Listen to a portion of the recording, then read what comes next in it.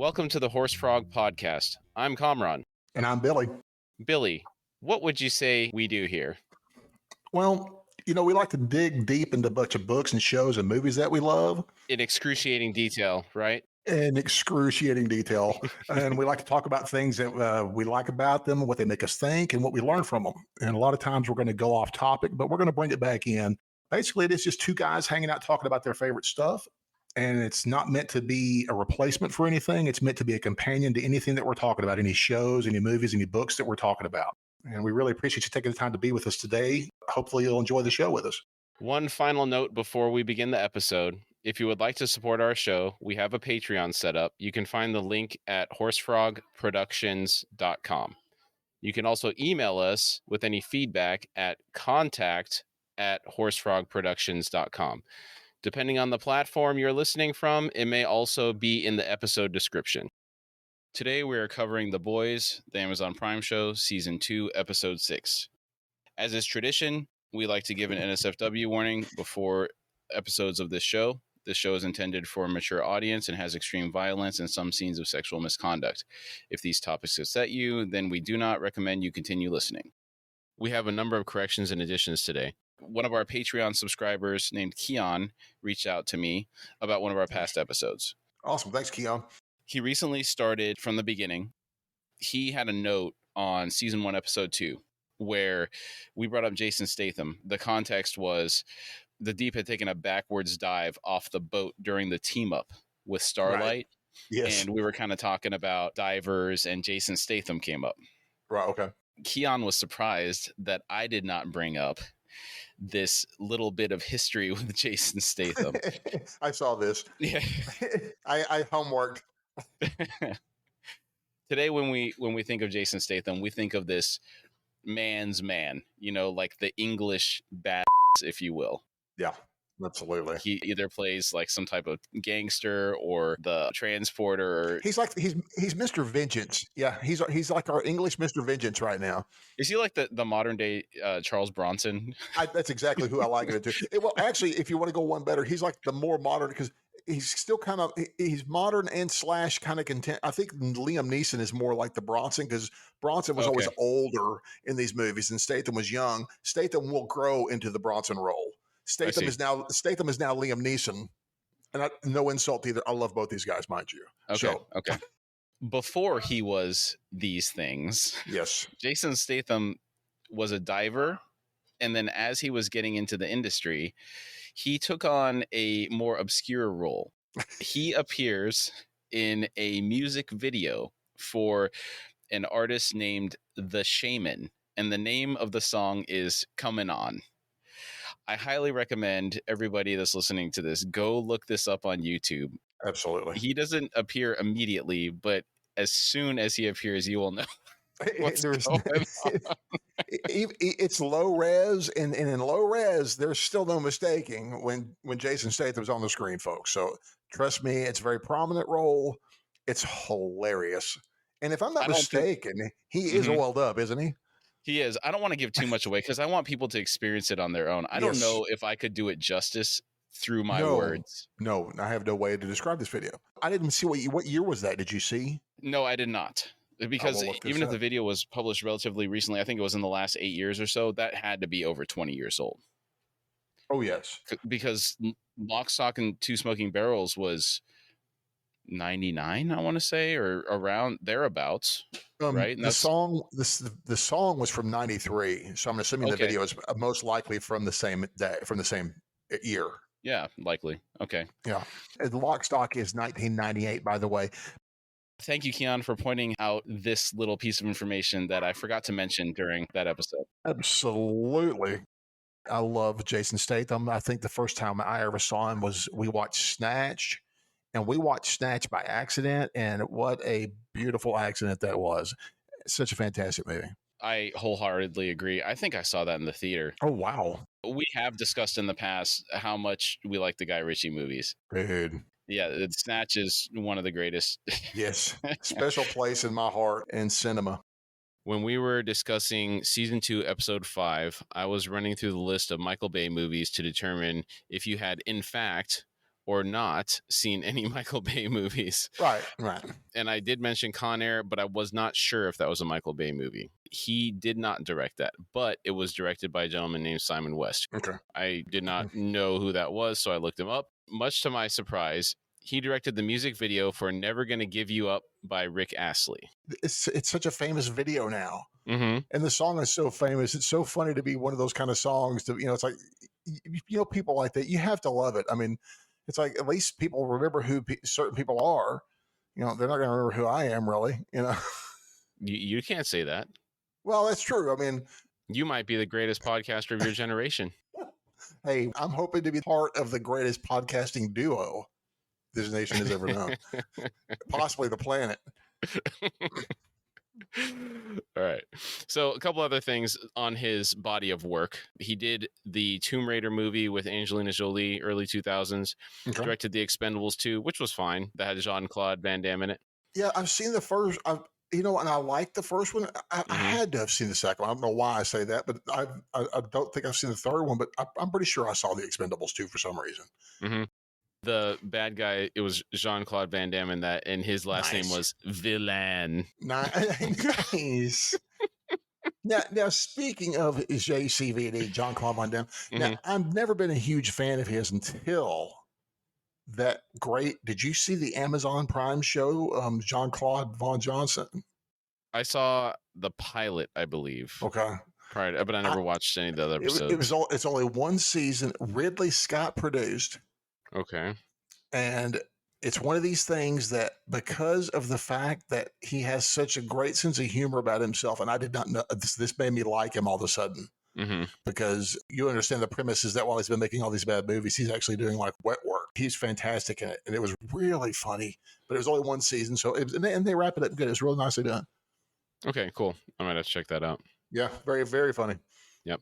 And then the final thing I had on here as a note in his body of work was the remake of The Mechanic with Jason Statham. And we will tie the Jason Statham everything together. Dude. So, and I have seen that movie too, because I am a huge fan of the original movie, The Mechanic, from 1972 with Bronson and Jan-Michael Vincent.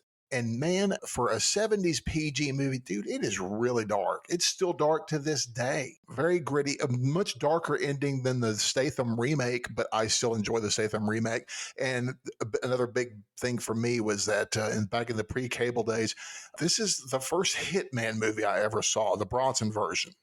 Okay. So I have a huge love of Bronson and Hitman movies.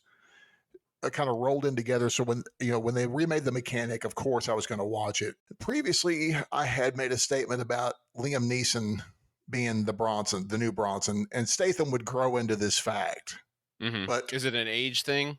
I kind of felt that way, but Bronson was always bad. I mean, he was always kind of the hard guy, even from a young age too. I think the youngest thing I have seen him in was The Great Escape. Yeah, that's what I was thinking of. That's the quintessential Bronson movie. It is to me too. It's fantastic. Yeah. It's just a quintessential war flick. It's a great movie. I guess it's like one of the greatest POW flicks. Like there's two of them. That one and Stalag 17. I haven't seen that. But that's kind of what Hogan's Heroes is based on, lightly and more funny, but it's real good. But so I will now bow to the fact and say I'm incorrect. Liam Neeson is not. Yes, Liam Neeson is not the new Bronson, because Statham is in fact reprising the Bronson role. I will bow to this fact happily. So you're going to take Liam Neeson out of the picture, and then Statham is the new Bronson. Statham is the new Bronson, as far as I'm concerned, because of okay, you heard it here, ladies and gentlemen. For what it's worth, there we go. The creator of the Glenn Close effect has deemed this to be the case, and it is now true. So a friend of the show and a Patreon subscriber, and also a fellow X-Files associate by the name of Scott. He's one of the Truth Trifecta members here. He's pointed out this normalcy versus normality debate. We've talked about kind of, I think we may have talked about it with this last episode or two. We've brought up this normality and normalcy. And apparently it's been going on for a little bit, but normality is centuries older, and normalcy was brought to the forefront by the 29th president, Warren G. Harding. And one of his slogans was he was talking about in America about a return to normalcy. Mm-hmm. So that popularized the term normalcy here in this country versus normality, apparently. Mm-hmm. And so W.G. Harding only lived for a few. He didn't live out his full thing. He was only he died in the office. For Harding's election, that was the first election in which women were allowed to vote. Okay. The more you know, huh? Okay, there you go. That's all I Interesting. got. Okay. Okay. I wonder if they made a difference to him getting elected.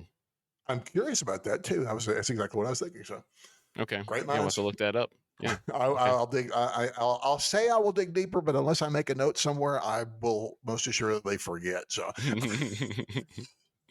Someone will remind us.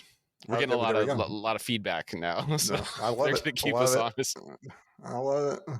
We were under the impression that we were on the right side, but we're actually Yes. the young pups here. Yes. Yes. Whereas everybody else in the dictionary are correct, and they you are and correct. I are, the up and coming people that are adding words to the dictionary and Yeah. changing I all. So I apologize. mean, Hey, now this friend did mention about he did throw in the word the evolving language. I forget how to paraphrase that one, but yes, we do live with, and he did reference us bringing up the fact that of course, bootylicious is in fact in the dictionary. So I wanted to mention something about Scott. Scott was our first Patreon subscriber. He is the first person that gave us any support. Yeah. And I just really wanted to thank him personally because that means a lot to us. Number one. He's a dear brother. Thank you, Scott, for your feedback. Yeah. So we do have some more feedback from one of our listeners, Ryan. Ryan has pointed out that Lucy the whale is a sperm whale, not a humpback whale, as I had originally stated in our episode. And Ryan is correct. So is this like my assumption that like machine guns or M16s are like whales, humpback whales for you? It's like they're whales, whatever. My original assessment was based on when she first surfaces from the water and the deep is clinging onto her back. That seemed like a very prominent hump. And I did not think sperm whales had that prominent of a hump. But there is a flash of her head later when she's beached, and you can very clearly see it's not a humpback whale, it's a sperm whale. Sorry, I just had a vivid hump reference from Pink Panther, baby. From the late great Peter Sellers. Okay. He has a Quasimodo outfit on, and he's got the hemp in the and while somebody's trying to blow his apartment up, he's got the hump. It's of course a helium inflated hump, so he's floated out of the apartment when the bomb goes off. Wow. It is blown free, but it's a hemp. So I can never do the great accent like the late great Peter Sellers, but yes, there's a hump reference that it is too funny. Okay. In another episode, we were discussing telekinetic comic book characters. I think we were talking about how people manifest their powers, if I remember correctly. And we couldn't come up with a prominent Marvel telekinetic character at the time. And Ryan has mentioned a very obvious Marvel character, Jean Grey. Yeah. And I mean, this is a good catch. Yes. Good catch. So thank you. That should have come immediately. Yes. So, and finally, Ryan did send an additional note. I'm going to read it exactly as he sent it. Okay. It says, as of this email, I'm only 3 episodes into season 2. One thing that has really jumped out is the incredible tension in most every scene with Homelander. Everyone, possibly even Mr. Edgar, this I would question, is terrified of him. He is losing his grip on his own reality in the span of season 1 and 3 episodes into season 2. He found out he had a son, killed his mother, lover, whatever, Madeline. Edible. It's very edible. for sure in that one. Absolutely. Yeah. Lost control of the 7, and he was then rejected by his son. A lot of the people are now telling him no when no one has before. All that change is pushing him closer to the edge, and the writing and the cast are doing a great job of building the tension when they're around him. Maybe they're also worried about getting punched by the actor in real life. I brought that up. I brought that up to you about that young man, Anthony Starr. But there, I agree with everything except for the possible fear of Mr. Edgar. I agree with that. Yeah. Mr. Edgar is afraid of nothing. I fear Edgar over Homelander. For some reason, it's like I have a bigger fear of that guy for some reason. I think, like I said, I think we'll have a reason at some point to fear. I don't know. Don't get your hopes up too much. I've heard something about season 3. So I'm not going to say anything more, but I'm just... Did I hear a ruh-roh in that one? Just don't get your hopes up too much. That's all I'm saying. I don't know. I don't know how it manifests itself. Sure. So, Copy that. Okay. Gotcha. Okay. And again, thanks to all of our Patreon subscribers. We really appreciate your support. One thing that I've Absolutely. never mentioned when we talk about the Patreon subscribers, we have a tier where people are allowed to vote on the next show that we're going to cover. And as we begin getting into season 3 of the boys, we will begin looking at the next show that we're going to cover in Yes. excruciating detail. So look for a poll to appear as we near the end of season 3, and that will be for our voting members in Patreon. Yes, and we are very excited. We are brainstorming now on the list to these people. And man, once again, we appreciate all of y'all, but we especially appreciate our Patreon people. Yep. And we really appreciate when people reach out to us. We do like the engagement, and we look forward to reading out more messages from our Patreon subscribers. Absolutely. All right, let's get into episode 6 here. Yes. Now, this episode today, compared to last week, which was very exposition heavy, there's a lot of action this time. Oh, there's tons of action in this one. Mm-hmm. And quite a satisfying tying of the strings with some loose strings that we've had that needed to be tied up. It's just an almost always extremely satisfying. Yeah, I agree. And extremely and extremely disturbing. Oh, yes. We'll get there. All right. Yes. The episode begins with a flashback to 8 years ago. We hear French music playing loudly. Frenchie, Cherie, and another friend named Jay are smoking weed. We see them using a coffee grinder to turn some pills into powder. We actually have that same coffee grinder, so that Nice. kind of cracked me up a little bit. Do we need to say that this is not an endorsement to grind pills up in a coffee grinder? No, I use it for coffee only. Thank you, sir. Yeah, I was very... Though I will say it grinds the coffee beans quite well. Nice. Very nice. We've come in the middle of a conversation. Frenchie is defending some behavior, saying he learned everything he knows from the Golden Girls. He would watch them between 3 and 5 a.m. on the TV in the shelter that he was in. Jay asks if Frenchie isn't talking about porn, the Golden Shower Girls. Oh, wow. Frenchie says, no, those saucy ladies, they made their own family. So I did what they did. I believe he also said that was disrespectful, if I'm not mistaken. Oh, yes. Yeah. Frenchie was very offended by this. Yeah. I mean, not like going to hurt, but like, hey, man, that's extremely disrespectful. Mm-hmm, And he points this out. Yes. Yeah. Frenchie takes Cherie's hand and kisses it, saying, you are my Blanche. And then he tells Jay, you are my Dorothy. Jay says, so you're Betty White? Frenchie says, oh, what a question. Of course I'm Betty White. He goes to the kitchen and picks up a homemade explosive device and says, now, who wants to rob a bank? Jay says, yeah. Now, this recent, I've just now noticed this. Have you noticed this kind of like new obsession with the Golden Girls? No, I do know that everybody was really loving Betty White. Every time her name came up, everybody was talking very well about her. And I think everybody was kind of bummed out when I think she was about to be 100, right? And absolutely. Right before she passed. Yeah. It's close enough as far as I'm concerned. That's 100. I mean, dude, she was in the womb at one point, probably before this. So yeah, well, she's 100, dude. She was for sure 100. But outside of just hearing about Betty White, what else about the Golden Girls? You've been hearing about the Golden Girls specifically?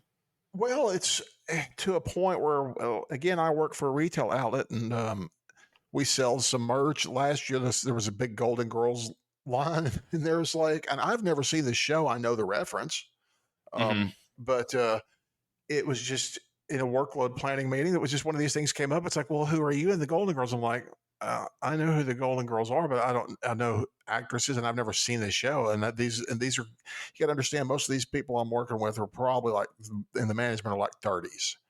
So they were like, so I'm assuming people our age, kids or old kids, not our my age kids, and apparently watched a lot of the Golden Girls, and and there's shirts and I've seen people wearing this. I'm like, really? I don't get it. So I was just curious. I was just kind of curious if it was anything you understood. Have you heard if your kids were saying, hey, I'm a Dorothy or a Blanche. I don't even know these people's names except I knew the actresses' names. No, except my Betty kids don't White. watch that, and I've actually never watched it either. But Yeah, me asking a neither. man which Golden Girl they are, that's an interesting question. I'd be like, which A-Team member are you, Billy? I'm more like what's the crazy guy, the kind of crazy Murdoch one? was his name. Yeah, is it Murdoch? Yeah, I'm kind of more like Murdoch. I think if I had to choose one, I think I'd be Hannibal. Well, dude, who wouldn't want to be Hannibal? Hannibal was the leader. He was I fell in love with George Papard so much so that I've watched. Is it the Red Baron that he's in, or is it the Red Max? It's one of these. It's one of these. If you want to talk about, have you ever seen the one? No, It's a biplane movie, no, never seen that like a one. World War One movie, Mhm, German. mhm. It's one of those flicks. He's in it. It's worth watching because I dig George Papard. Wasn't he in like the Dirty Dozen? Or am I mixing him up with somebody else? Probably mixing him up with somebody else. He could Okay. have, there's a possibility he may have been in some background stuff, but he wasn't one. I do not believe he's one of the main characters, but I have it, but it's not one of my particularly favorite movies. The movie is a good movie. I'm Mm-hmm. more of a Kelly, like we've talked in the past, I'm more of a Kelly's Heroes than Dirty Dozen kind of guy. Mm-hmm. Mm-hmm. Yeah. The only reason I say Hannibal is because I'm not kind of crazy like Murdoch, but I am kind of Right. MacGyverish like him. So Right. I don't, but I guess from a personality perspective, I'm more like Hannibal. So, Hey, right. I'll take it. yeah. The show goes to present day. Frenchie is playing with a high-speed rotary cutting tool. They are in a jewelry shop, so likely the tool is used to cut diamonds. Wow. I guess it could be any gemstone, but likely it's diamonds. Because I think we saw a Jewish guy in the background. Yes. So, yes, we did. Starlight is there looking a bit concerned. Huey is also present. She asks Frenchie, "Will it get through my skin?" Frenchie tells her, "If it can't, nothing can." Huey says, "Okay, I just feel like I need to say something. I don't think this is a good idea." Starlight says, "Stormfront knows I leaked the V." Huey says, "Yeah, but she hasn't come after you." Starlight says, "But that makes it so much worse." Yeah, I agree. That means that she has some up plan for me. I need this chip out now. Yeah. It kind of made me wonder, when they get this chip out, is she going to carry it with her and then leave it somewhere when she's kind of going incognito? I was wondering what the plan was for that. That's exactly what I was thinking too. Yeah, she could tuck it in her shoe. It would, they would be able to see where she's going, and if she wants to ditch it, she can ditch it. And if she wants to break it, she can just crush it. Yeah. In worst case scenario, that'd be even more suspicious, though. It would be. Yeah. But I mean, that's it's of course a last ditch effort. Frenchie puts his hand on Huey's shoulder and says, "I understand, petite Huey. And though you've been covered with entrails of many a person, even a sea mammal, it's always harder when it's someone you love. Let's take a moment and pay Lucy the whale her respects. Her noble sacrifice allegedly fed many an oil lamp." She will be missed. Yes. Thank you, Lucy. Huey asks, "What?" Frenchie looks at Starlight and says, "L'amour." I love Frenchie. Huey starts shaking his head and says, "No, no, no, I don't."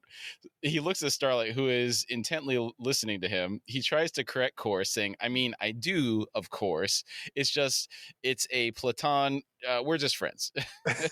He's kind of fumbling over his words. I love him. Starlight has had enough and interrupts, saying, "Okay, can we just do this already before I change my mind, please?" Huey tries to psych himself up, saying, "Okay, this is happening." Starlight braces herself, and Frenchie, with his excellent bedside manner, says, "This might sting a little." She says, "Okay." Huey holds up 2 tiny pieces of gauze. I'd like to note that Frenchie has some serious eye protection on, and Huey has nothing. Also, this gauze is likely to be entirely inadequate for this job. I mean, it's really 2 very small pieces, okay? Oh, yeah. Finally, they're wearing their regular clothes. Shouldn't they have some scrubs on or something so that they don't get blood on themselves? You would think so, but Frenchie's at least going to at least try to protect herself a little bit. They are in someone's shop, apparently. They've probably just given somebody like $1,000 or something. Said, "Hey, man, can we use your saw for a second?" No questions. And they're like, "Okay, here you go." Frenchie begins trying to get through the skin with the cutter. The noise it makes is horrible. Props to the sound guys on this. Yeah. This is not your standard metallic grinding noise. There is a fleshy or meaty component to the sound. There is, but you notice what's funny is that, like, I don't, up until it actually gets through her skin, does she look, she's waiting for it to hurt, but does it look like it's really hurting her? She's groaning a little bit, but Okay. I think she's probably just nervous more than anything Oh at yeah, this point. just Yeah. waiting for it to hurt. Yeah, it's because Yeah. not much probably hurts as a kid if your skin is that unbreakable. If you can take, well, we'll get to that, but Right. He finally gets through the skin, and blood goes everywhere, covering Frenchie and Huey, just as I Yeah. suspected it would. Have you seen Sleepy Hollow by Tim Burton? Mhm. In that movie, there's that scene, and there's a couple scenes where we work really hard to try and cover, and because Tim Burton apparently it confessed to this, he loves to cover Johnny Depp in blood because Johnny just really hates it apparently. Mm. And so it's not like I hate it, but it's like okay, it's like if you don't like it, I'm going to really go all out. So it's like that when he's really gets. I'm wondering if they do that to Huey on purpose because they cover poor Huey a lot of times, and a lot of as Frenchie has pointed out, in many a person's entrails. That's that doesn't happen all the time, but apparently to these guys and poor Huey, it's at least happened 3 or 4 times. It's like And wow. a sea mammal. And a sea mammal. Yeah. A large sea mammal. One large enough to recline in. Yeah. That kind of gives me an idea. Maybe we should start a counter where we take a tally of how many times Huey gets covered in somebody's entrails as we progress through this show. Okay. That's a good thought. Okay. It gets covered in not his own blood. Yeah, anybody's. Okay, cool. Okay. Yeah. Boy, that's a lot. Well, I'll have to go back and examine that. Okay. Starlight shouts out in pain. Huey jumps into action with the gauze pad, saying, "Oh my God, oh my God, oh my God." Frenchie grabs some forceps and starts digging around in the area where the incision has been made. Starlight's groaning.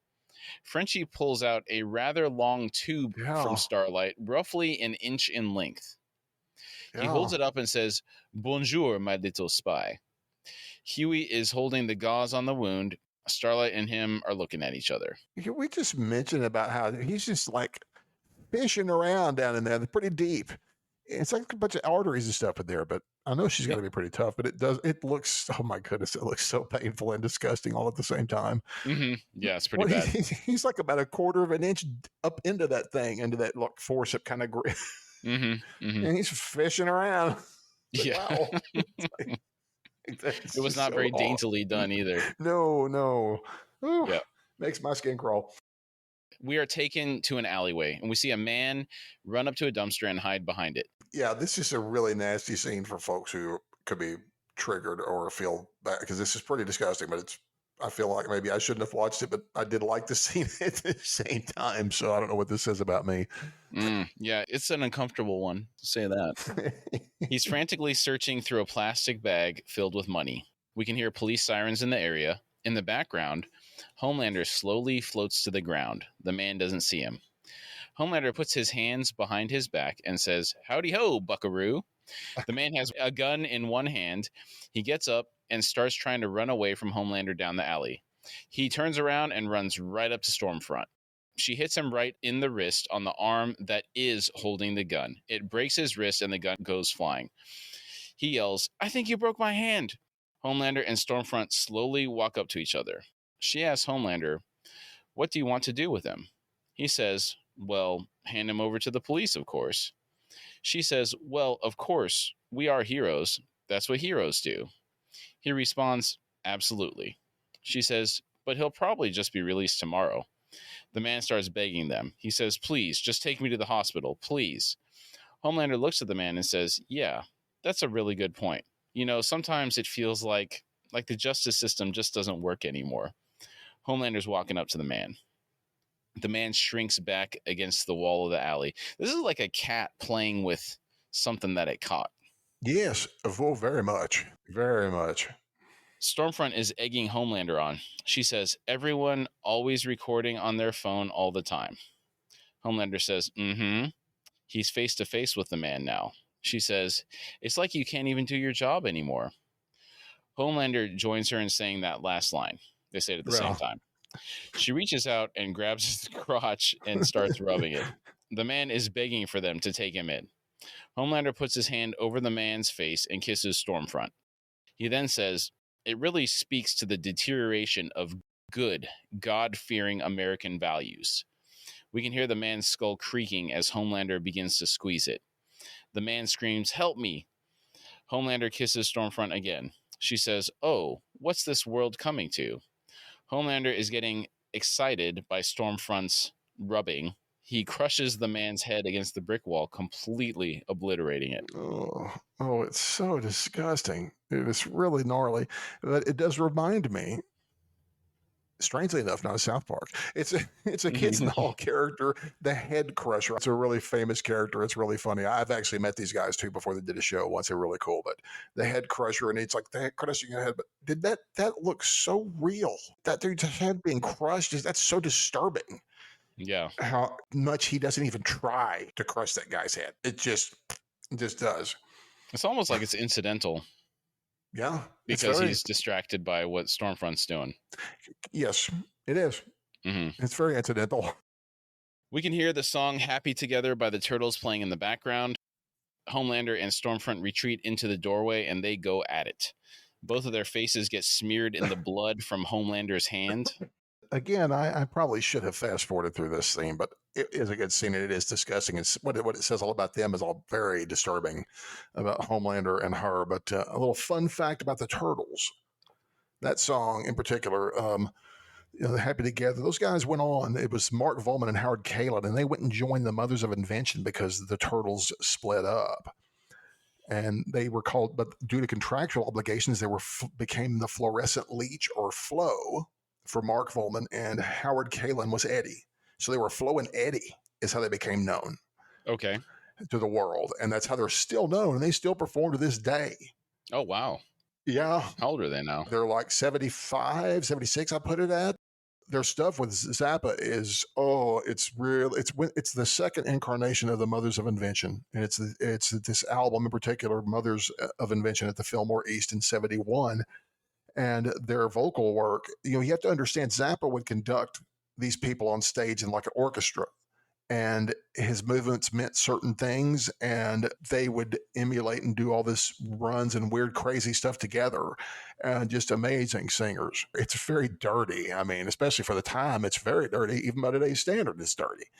But they're amazing talents on display on that album. If you ever want to check out something that's kind of funny, it's pretty raw because it's before he got to the super hardcore musicians, but it's like a half and half mix. Super hardcore musicians with some kind of still more rock and roll elements to the, so very interesting, very good singers. So the Mothers of Invention, that's what you're talking about? I'm talking about Zappa in particular, but the Mothers of Invention album with them in particular is a funny era because Zappa actually has a movie. It's actually on Prime if you want to watch it. It's called 200 Motels. It's not a musical per se. It's actually, it's just supposed to represent what life on the road is like for a musician, town after town, night after night, different place after different place. It's strange.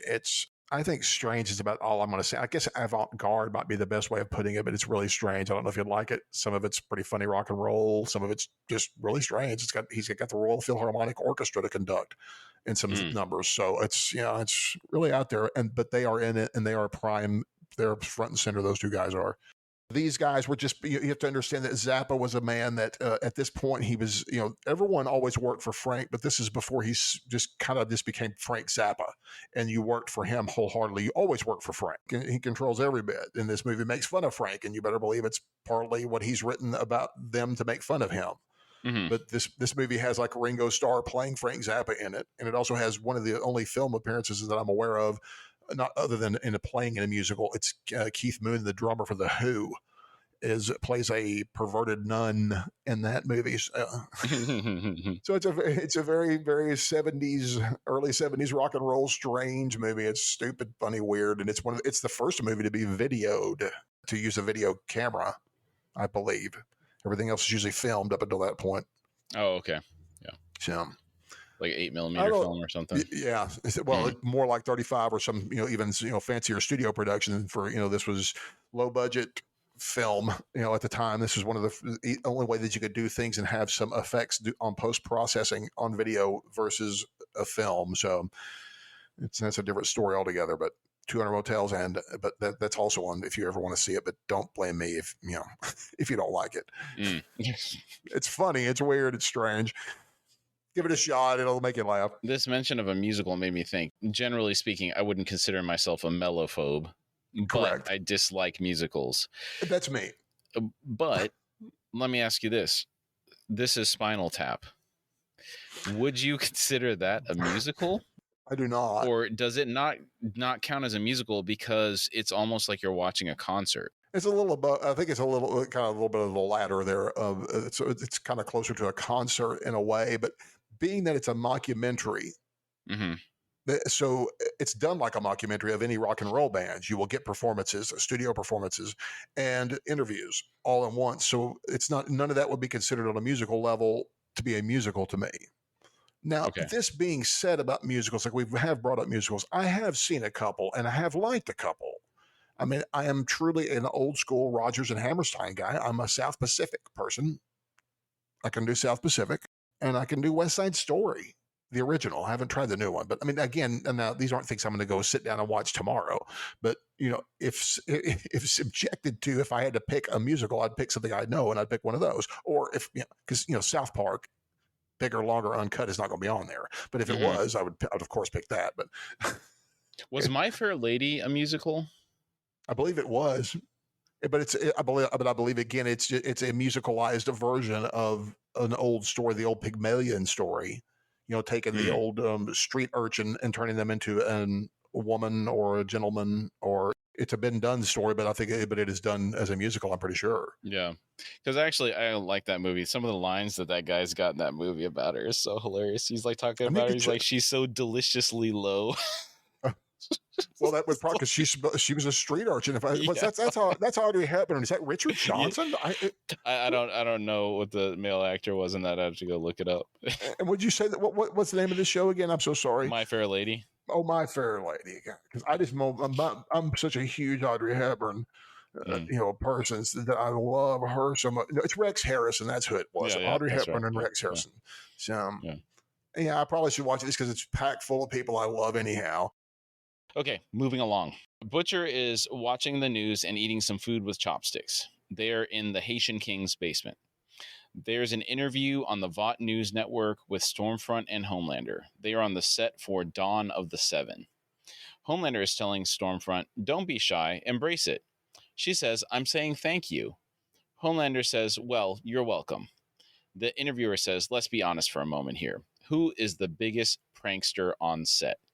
Homelander says, "Ooh, I don't think we should get into that. I don't know. No comment." Kimiko is sitting on the couch watching the interview with Butcher. She looks just as upset as she did the last time we saw her.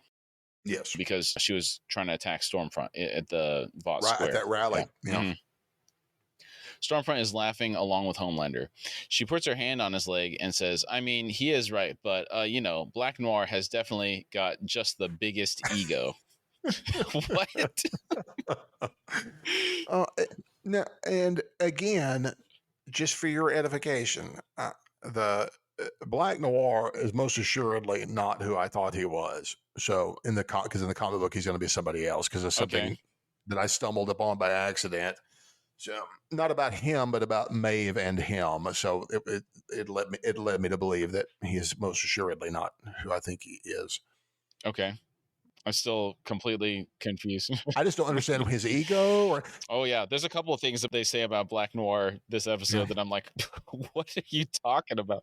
Is he just kind of like their fallback guy? It's like you can always point a finger at Black Noir about anything, and he will never answer or say anything. Maybe he's just kind of like he's our catch-all guy. He's our foil. He's our here you go. Oh, man, you think you Black Noir, that guy. He won't shut up behind scenes. It's like that guy. He's the biggest practical joke you ever met. There you go. Yeah.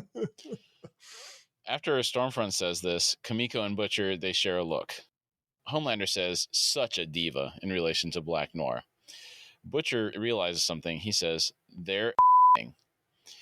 MM is looking at a picture his daughter drew for him. Frenchie, Huey, and Starlight come down the stairs. MM asks, "Did you get her chip out?" Starlight says, "This is where you're living?" Huey says, "Yeah, it has its charms. The rats are like a Pokemon with Hep C." She gets a disgusted look on her face and says, "Oh, God." Also in this scene, I don't know if you see it, but in the foreground is a woman doing something with a lot of drugs there. No, I did not see her. as they pan through the warehouse of the underground basement where Oh, they are. she's assembling them on the table or something. Yeah, Okay, something yeah. like that. So there's Mhm. drugs being manufactured, assembled, something prepared on the Yeah, table there. packaged for Yes. distribution or something. Oh, Frenchie walks up to Kamiko and asks, "Oh, so you're back? Tired of killing people for money?" Kamiko flips him off and walks up to Starlight in an aggressive manner. Starlight, looking concerned, says, hi." Kamiko just looks at her. Starlight asks, "Remember me?" Huey is watching this exchange with a concerned look on his face. Kamiko suddenly walks up to Starlight and gives her a big hug. Starlight looks over at Huey, who is surprised. Kamiko lets Starlight go, then smiles and takes Starlight's hands in her own. Butcher gets up and says, "Well, well, well, what have we here?" Starlight and Kamiko share a touching moment before Starlight starts giving Butcher the side eye. I really like this reaction that Kamiko had here. it's so touching. You can tell it's like she's just so thankful to her for helping them out. Because of course, Starlight came to the rescue to help them with A Train when she was on getting out. Was the Yes, last time when she was in captivity, right? Was that the last time that they would have saw her? No, Kamiko was in the tunnels when She was there, but did Starlight see her? Starlight may not have seen her. Kamiko Okay. was around the corner when they loosed Kenji, right? Right. When Kenji went up through the roof of the tunnels, Oh, that's right. Kamiko chased after him. She was probably so focused on Kenji, though, that she might not have even paid much attention to Starlight. And, Starlight, That's true. I'm not really sure what she's thankful for here. It must be that when Starlight helped them escape. That's got to be what it is. I think so. Yeah. I think so. She says there's such genuine, like I said, the lady Karen Fukuhara that plays Kamiko here, she's so, I've never seen a person that wears their emotions like that on her face, and it's gotten better. I guess she'd have to get better as she keeps doing it more and more with a character that doesn't talk. Yeah. She's got some scenes where she has to really play those emotions out this episode. Dude, she's had me on the verge of tears with some of the stuff that's gone on with her this season. Huey steps in and tells Butcher, "I know what you're going to say, but we just took out her chip. Everything's fine." Butcher ignores Huey and addresses Starlight. He says, "Starlight, don't you just light up a room, eh? You're looking well." Starlight says, "Yeah, no thanks to the 50 caliber round that you pumped into my chest." Now, I need to apologize to you here, Billy. You were correct. When Butcher was shooting Starlight in the park, you said that this was one of those 50 caliber rifles, and I thought it wasn't because the muzzle brake on it didn't look like the ones that I was used to seeing, but you were correct. Starlight just confirmed, so I apologize. Oh, nope. No apologies necessary, but I appreciate it. Thank you, sir. Yep. I think I like most Americans now. I do love. I'm a Second Amendment guy. I love guns and all that stuff, but I don't know much about them. Mm-hmm. And a lot of times, there's a lot of generic things that I think of, and a lot of Americans, like when we think of automatic weapons, the first one that comes to mind is AR or the M16, and this kind of everything gets called that, or a machine gun kind of deal. And same thing with a sniper rifle. A lot of times, I just always perceive them to be 50 cals because of the game, like of Hitman, the video game that I played a lot of, and usually it's 50 caliber. So I always have this association in my mind between that. Okay. Yeah. Butcher says, "Well, what don't kill you makes you stronger." She looks at him and says, Butcher turns to Huey and asks, "What's she doing here?" Huey tells him, she has a lead on Stormfront. Starlight says, "I broke into her laptop and I got a look at the inbox. Dozens of emails from Stan Edgar. This is the budding super secret agent Starlight." Absolutely. She's something else, man. And, and you know what's funny? It's like, apparently, is she the only person that we've seen on this show that truly appears to be a superhero? Everyone else's heroes on The Boys are, they're doing the right thing. But as far as the superhero thing, she's doing what a superhero does, doing these kind of things on her own. And she did a great job. I'm thinking, Kamiko's been kind of on a path of vengeance. She really hasn't rescued anybody, right? I can't remember her rescue. She's probably, I think she's helped save the boys' lives a couple times, like taking out her brother and assisting wise. But as far as in a personalized manner, I don't recall. I mean, Maeve and Homelander, the only thing we've ever seen them do that was really heroic was when the first episode of the show. That's right. The opening. maybe you could say they took out that one gunman that was kind of barricaded in the Yeah, office building. I mean, it was kind yeah. of brutal, but the guy was randomly shooting around. So, He was randomly shooting people. Yeah, but outside of that, yeah, we haven't really seen a ton of rescue yeah. operations. And she and Starlight's done it more than once. Remember, she did it undercover, Mm-hmm. taking out those fellas, saving that girl from being attacked. And Yes. so she does some heroic things. She feels like it feels compelled. She's a greater, has the power of having of responsibility of powers. Butcher says, Stan Edgar. And what does Vought's big slapper have to say? Starlight says how they're close to a breakthrough at the Sage Grove Center. It's a psychiatric hospital in Pennsylvania. Now, quick reminder, this is the same Sage Grove that was mentioned last episode when Stormfront had a phone call with an orderly that was playing with a lighter, and he had Yes. scrubs on from Sage Grove. Yep. Huey asks, wait, what kind of a breakthrough? Starlight says, she came in before I could see anymore. This is when Stormfront was coming into her trailer. That's where Starlight was accessing her laptop. Yes. Mm-hmm. The fact that Starlight was able to even glean that much is amazing because it happened so quickly. I just saw a bunch of subjects. I didn't really get a chance to read anything. So the fact that she absorbed all that's really impressive. Yeah. It's very impressive. And I saw, because none of that I saw. I was more concerned about her. Mm-hmm. Yeah. In that scene, I wasn't paying attention to what she was looking at. Yeah. So, yeah. All I saw was Sage Grove, Sage Grove, Sage Grove, you know? Right. Yeah. That's it. Yeah. Butcher says, well, we better have us a little deco at this loony bin, eh, lads? Deco, meaning a look or a glance, is actually in the dictionary. You ever heard that used before? I have not. Is that a UK English kind of thing? It is. Okay. Yeah. And I the reason I ask that is because the UK slang, especially from the Criminal Element movies that you and I have watched, have some great. Do you remember tea leaves for thieves? What was that from? The Limey is where I've heard. It was where I've first had it pointed out to me. Mm. But then there was some other movies where I've heard them called tea leaves. And if you hear somebody say it quickly enough, they're not saying these, but you get they're saying that. And then the other one that I saw that was another two words together for being drunk was Brahms. And so the composer Brahms and the composer Liszt equals pissed, or English for drunk is, so Brahms. Okay. And then also my favorite course comes from Snatch. Remember when they talk about whether someone was proper. Yes. Thank you. I'm not sure what was, I couldn't find a definition of that when I was, in that context, I meant it was, killed or near as, I guess. I don't know. I quit digging after that though. No, I thought they were actually talking about, they were confused, like whether someone was actually properly, whether they were one or proper the other. Oh yeah, it's kind of like it's like so what's the difference between that and the other? It's like I got you. Okay. Butcher says, Starlight, would you be amenable to joining us on this little caper? I'm suspicious at this sudden turn from Butcher. He's being nice to her. Right. Always worry when Butcher is nice.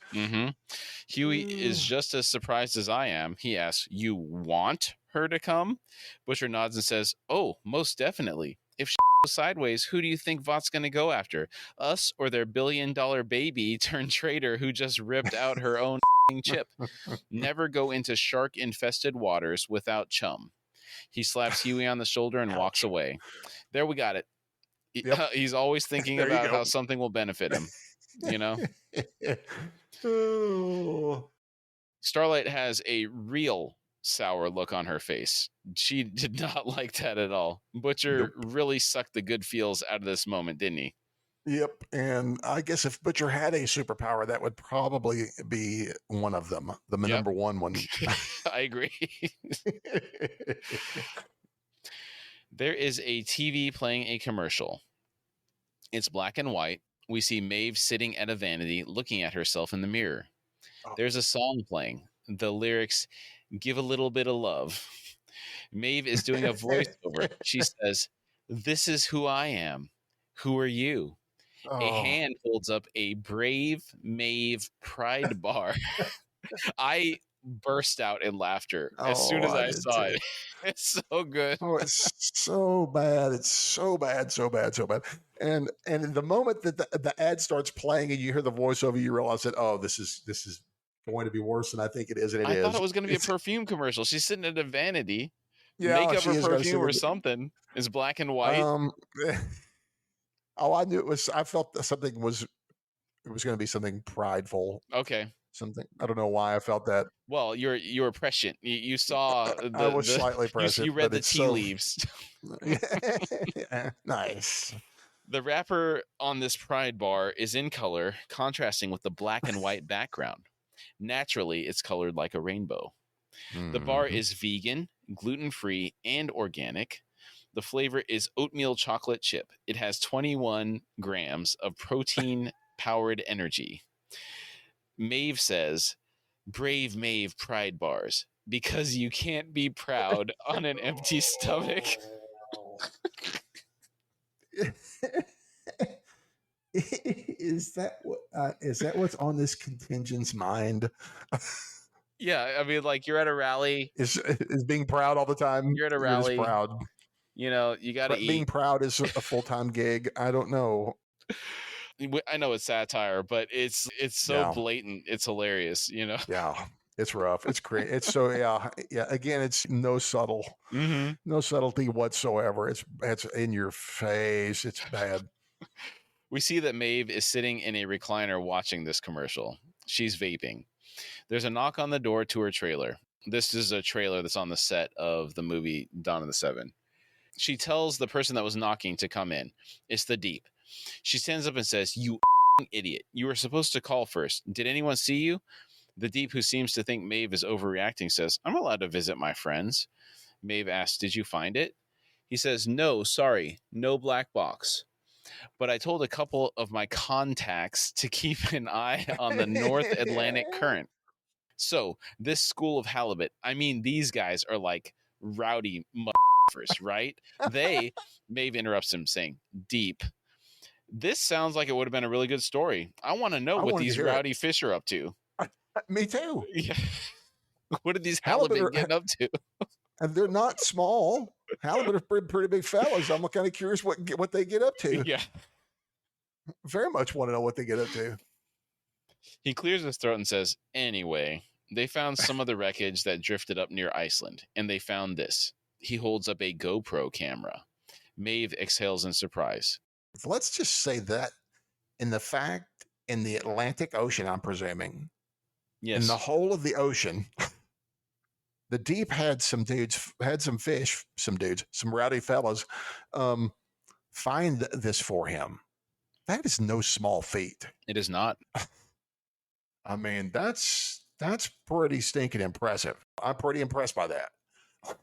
Daily, I am amazed by, I see this love of Aquaman and the And I Aquaman don't, like and I don't characters. even, I just don't, and it's funny when pointed out, maybe I just need Alan Moore to write Aquaman for me. Mm, Or I need, or I need Grant Morrison, or I need Garth Ennis.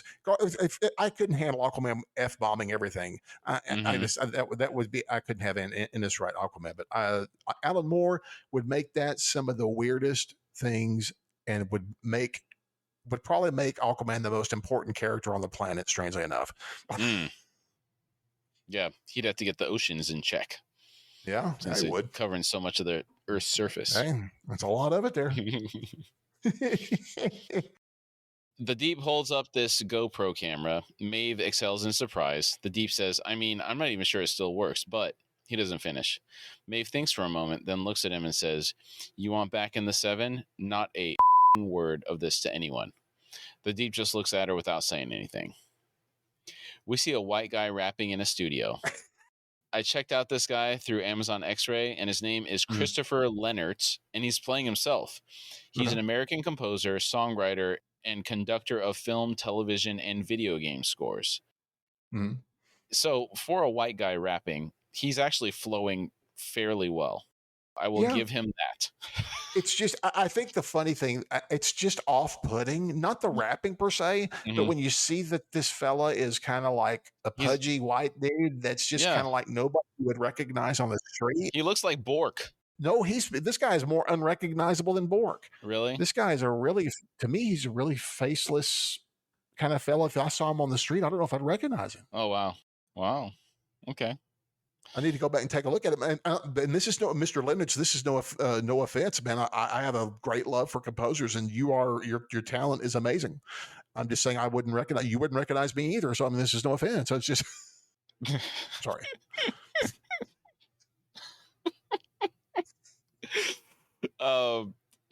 Wasn't there a movie like The Man with the Forgettable Face or something like that? I don't know.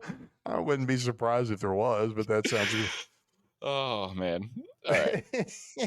So the lyrics that we're hearing him sing. Here Bring comes it. the A train, Mr. Fleet Feet, saving lives, taking names, nice and easy. There ain't no day like a race day. What? Ain't no love like a raceway. What? I'm the best to ever do it. Y'all crazy. Make way or you're pushing up daisies. Bring the heat. Now they're begging for some AC. Oh, nicely done. I love you, son. Thank you. We see that Ashley is showing this to A-Train on a tablet. They are on the movie set. She's jamming out to the beat. Oh, she says, "Isn't it lit? Your very own anthem." Yeah. Oh, she's so cringy. A-Train, unenthused, says, "Yeah, it's dope." Ashley says, "Well, this is just the demo, of course. We're going out to Lil Nas X for the official version. Maybe you could bust out Prince's guitar for the video." A-Train says, "I had to sell Prince's guitar." This really surprised me. He just bought that thing. Yeah. I have to wonder what he's spending all his money on. He doesn't have any clothes. He's always wearing the same stuff. Doesn't pay for his housing. He lives at Vought Tower. Probably doesn't need to pay for food since they have that chef that they burgled for their cafeteria. Right. What is he spending it on? I don't know. And he is obviously desperate. I'm wondering if I know that sometimes people dying and almost, because technically he was dead for a second, their heart stopped. Mm-hmm. So that stuff come back. Sometimes people can do some erratic and crazy things after that happens to them. And I'm just curious if this is part of that, or him coming off of, maybe this is him. I don't think he's using, but maybe this is part of him just suffering from withdrawals. He's filling one hole with another by buying everything, and then he realized he spent everything he had. Mm. And again, I just love how Ashley's so committed to this word "lit." Good gracious, she wanted that for Starlight. The first time we heard her say that was on the team up with the Deep. This is the same team up where we mentioned Jason Statham, and when Starlight blasts some of the bad guys that may or may not have had a Vought itinerary, right, in that warehouse, and it may or may not have been employees. Yeah. Ashley jumps out with a cameraman and says, "All right, I need you to stand here and say this was lit," or what something along those lines. Yeah. This is lit. This is lit. Yeah. It's the same sentence, and like it's. Why is it both times equally as cringy when she says it? They both pack the same amount of punch. They're just like, ugh. It adds to her GCE. GCE? The Glenn Close effect rating. We're gonna acronym for it now. Oh my gosh. Her GCE rating. Speaking of, I rewatched Fatal Attraction this week with my lady love and showed it to her, and she was impressed by. She did not like her, but she understood the Glenn Close effect. But you haven't watched Vanilla Sky yet to see the Cameron Diaz Glenn Close effect for me. I've seen it before, but I think I was so weirded out by Tom Cruise in that movie. I don't remember anything else except Cruise. I need to go back, and I don't remember a whole lot. I've seen it. It's just been so long. Mm-hmm. And it didn't pack the punch. It didn't stay with me. It's one that for some reason I can't remember. So I need to go back and rewatch it. Okay. That movie just really bothered me. It was a kind of a disturbing movie. It was. Is he in a coma? or something like that. This is like a virtual reality or something like that. Well, I mean, if people have not seen it yet, it would be a spoiler to say. Yeah, I don't want to get into that because I mean it's been out for like 20 years, but at this point, so but Yeah. yeah, we'll move on. I still can't believe you haven't done Truman Show, but yet you like Eternal Sunshine. It's such a part. It's a great movie. We're gonna have to. We'll get. Well, You I'm gotta set sorry. me straight on that one. I will attempt to. I think the movie will. I think the movie is a fine defense of itself. It doesn't need me to defend itself. Well, I'm not It'll, criticizing it. It's just I haven't made the time to watch it. no, no, no, Yeah. no, no, no. I know. I am like you. I generally cannot stand Jim Carrey. Not on a personal level, but just his movies. I don't really like gross comedy. I like my stuff a wee bit drier. Now I do like some stupid stuff. Don't get me wrong. I'm not British, mind you. I'm not that dry, but I just can't stand a majority of his stuff. And the only two things I like of his are those two movies, The Truman Show and Eternal Sunshine of the Spotless Mind. Mm-hmm. And they both resonate with me in the same sense. Yeah. Okay. And he has that emotional way of getting to you in both of those movies, and they're really well done. And the guy who directed, I forget who directed, it's Peter Weir or Peter, I think directed that movie. It's a really good movie. I mean, I don't remember much else that he's done, but it's really an unusually good movie. It made me choke up. I think I liked Eternal Sunshine of the Spotless Mind because anybody that's been through some type of relationship where they were a wreck afterwards, you can kind of identify with just kind of like the manic state that those people go through in that movie. You know? Yeah, that's a spectacular movie. Helps process some of that. It does. It's great. It's a fantastic one. A-Train says, I'm going 10-1 and walks off. I had to look this up. I never heard of it before. From studiobinder.com. On a film set, 10-1 is the walkie-talkie code for the bathroom. While literally meaning you need to pee, using this as a catch-all saves your film crew from TMI. If you find you need more time, maybe the craft services is all beans, just ask to upgrade your 10-1. In the PD lingo, it means they cannot copy. Okay. And then 10-4 is they do copy. They do copy. Okay. Yeah. Ashley says, okay. An assistant runs up to Ashley and says, I can't find her. Ashley says, where the is Starlight? This is kind of wild that Starlight is offset doing her own thing while she's supposed to be on set working. Right. She's definitely going off grid, it looks like. It's pretty wild, man. She's employed, just kind of doing her own thing. Well, again, she they won't know because again, apparently if they go underground, like if in a subway, they won't be seen. But I guess she doesn't check in all the time with them. Mm-hmm. Maybe she didn't receive the itinerary for that day. Yeah. Stormfront passes A-Train as he is walking. She looks at him and doesn't have any facial expression. It's dismissive in a way. He looks at her as she walks away and shakes his head. The Deep yells out, yo, here comes the A-Train. He does a little dance and says, what? He's chuckling. A-Train doesn't look happy to see him. The Deep walks up and says, I'm right here, buddy, over here. They give each other a handshake and a hug. A-Train just says, yeah. The Deep says, what's up, buddy? Good to see you. A-Train asks, what you doing here, man? The Deep says, oh, not much. Just here to see, no reason, really. But hey, bro, I've been thinking about you lately. Yeah, I'm sorry. I see what they're trying to do to you. Yeah, talk about getting with a soup can. Am I right? Dude, I've never heard that before, but it's great. The question is that stronger than cornhole? I don't know, man, but the soup can imagery is just cracks me up, man. It's awful, and I love it too. I'm like you, but I'm amazed that there's a game called cornhole. How did this slang term become a family game? Yeah, where you had the board with the hole in it and you throw it. Yes. Yeah. How did this? Which came first? That's a good question. People have been throwing things into holes, and I'm sorry. Let me see if I can find a way to rephrase that in a nicer way, because this is not meant in a dirty way.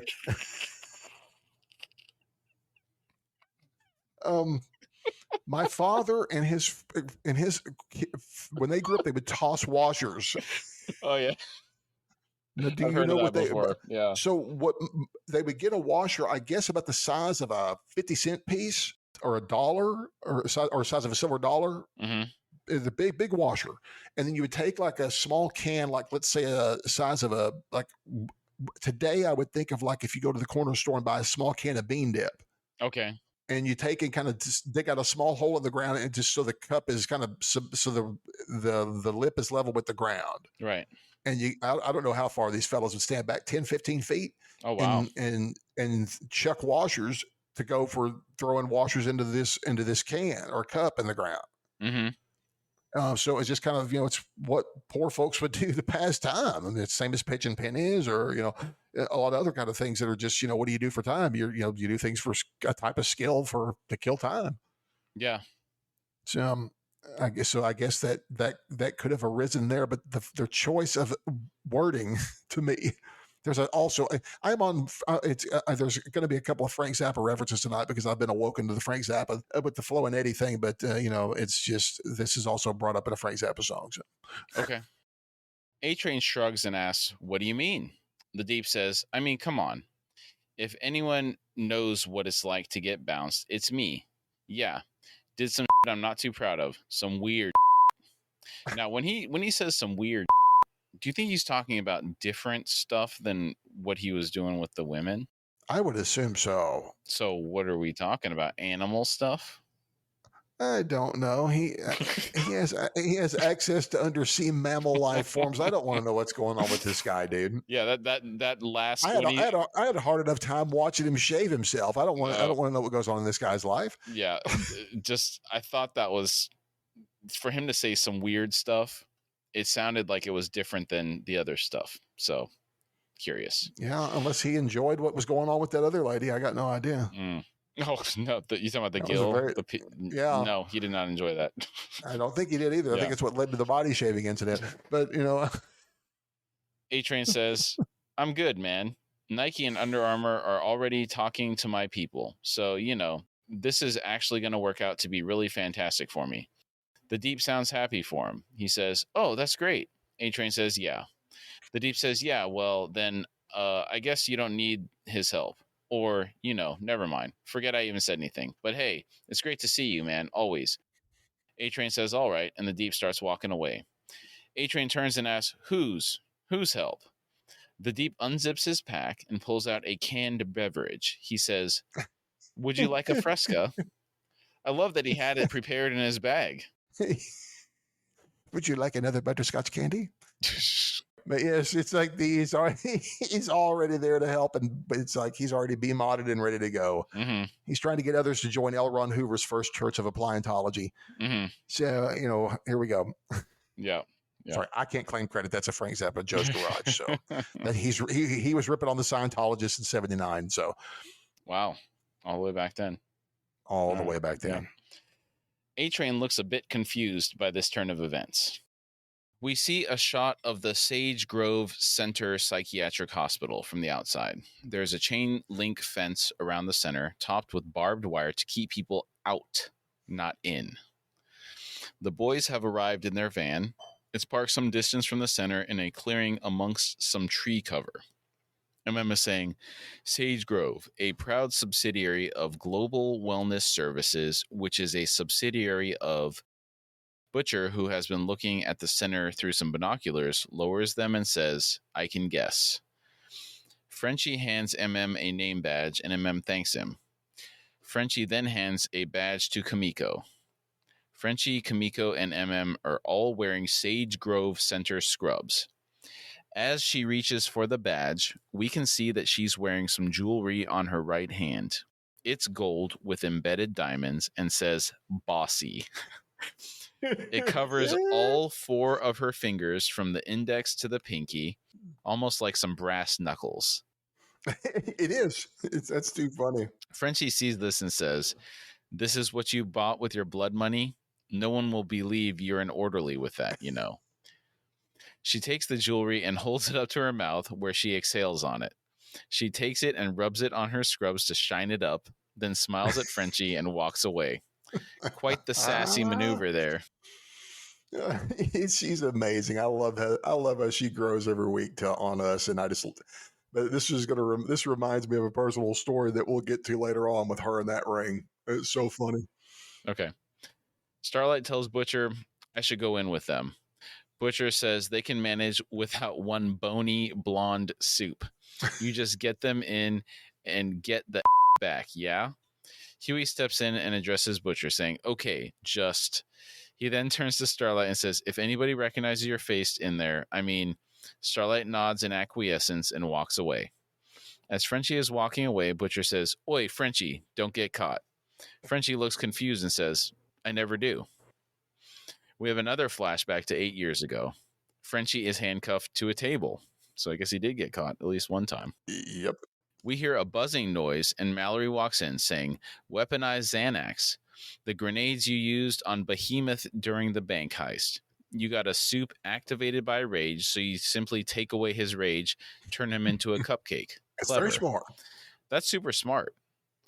He must have been grinding up the Xanax in the coffee grinder in the scene at the beginning of the episode. That's what I'm guessing. Which we do not endorse that activity, as you mentioned, but the coffee grinder does a good job with coffee beans, yes. To be clear. Yes.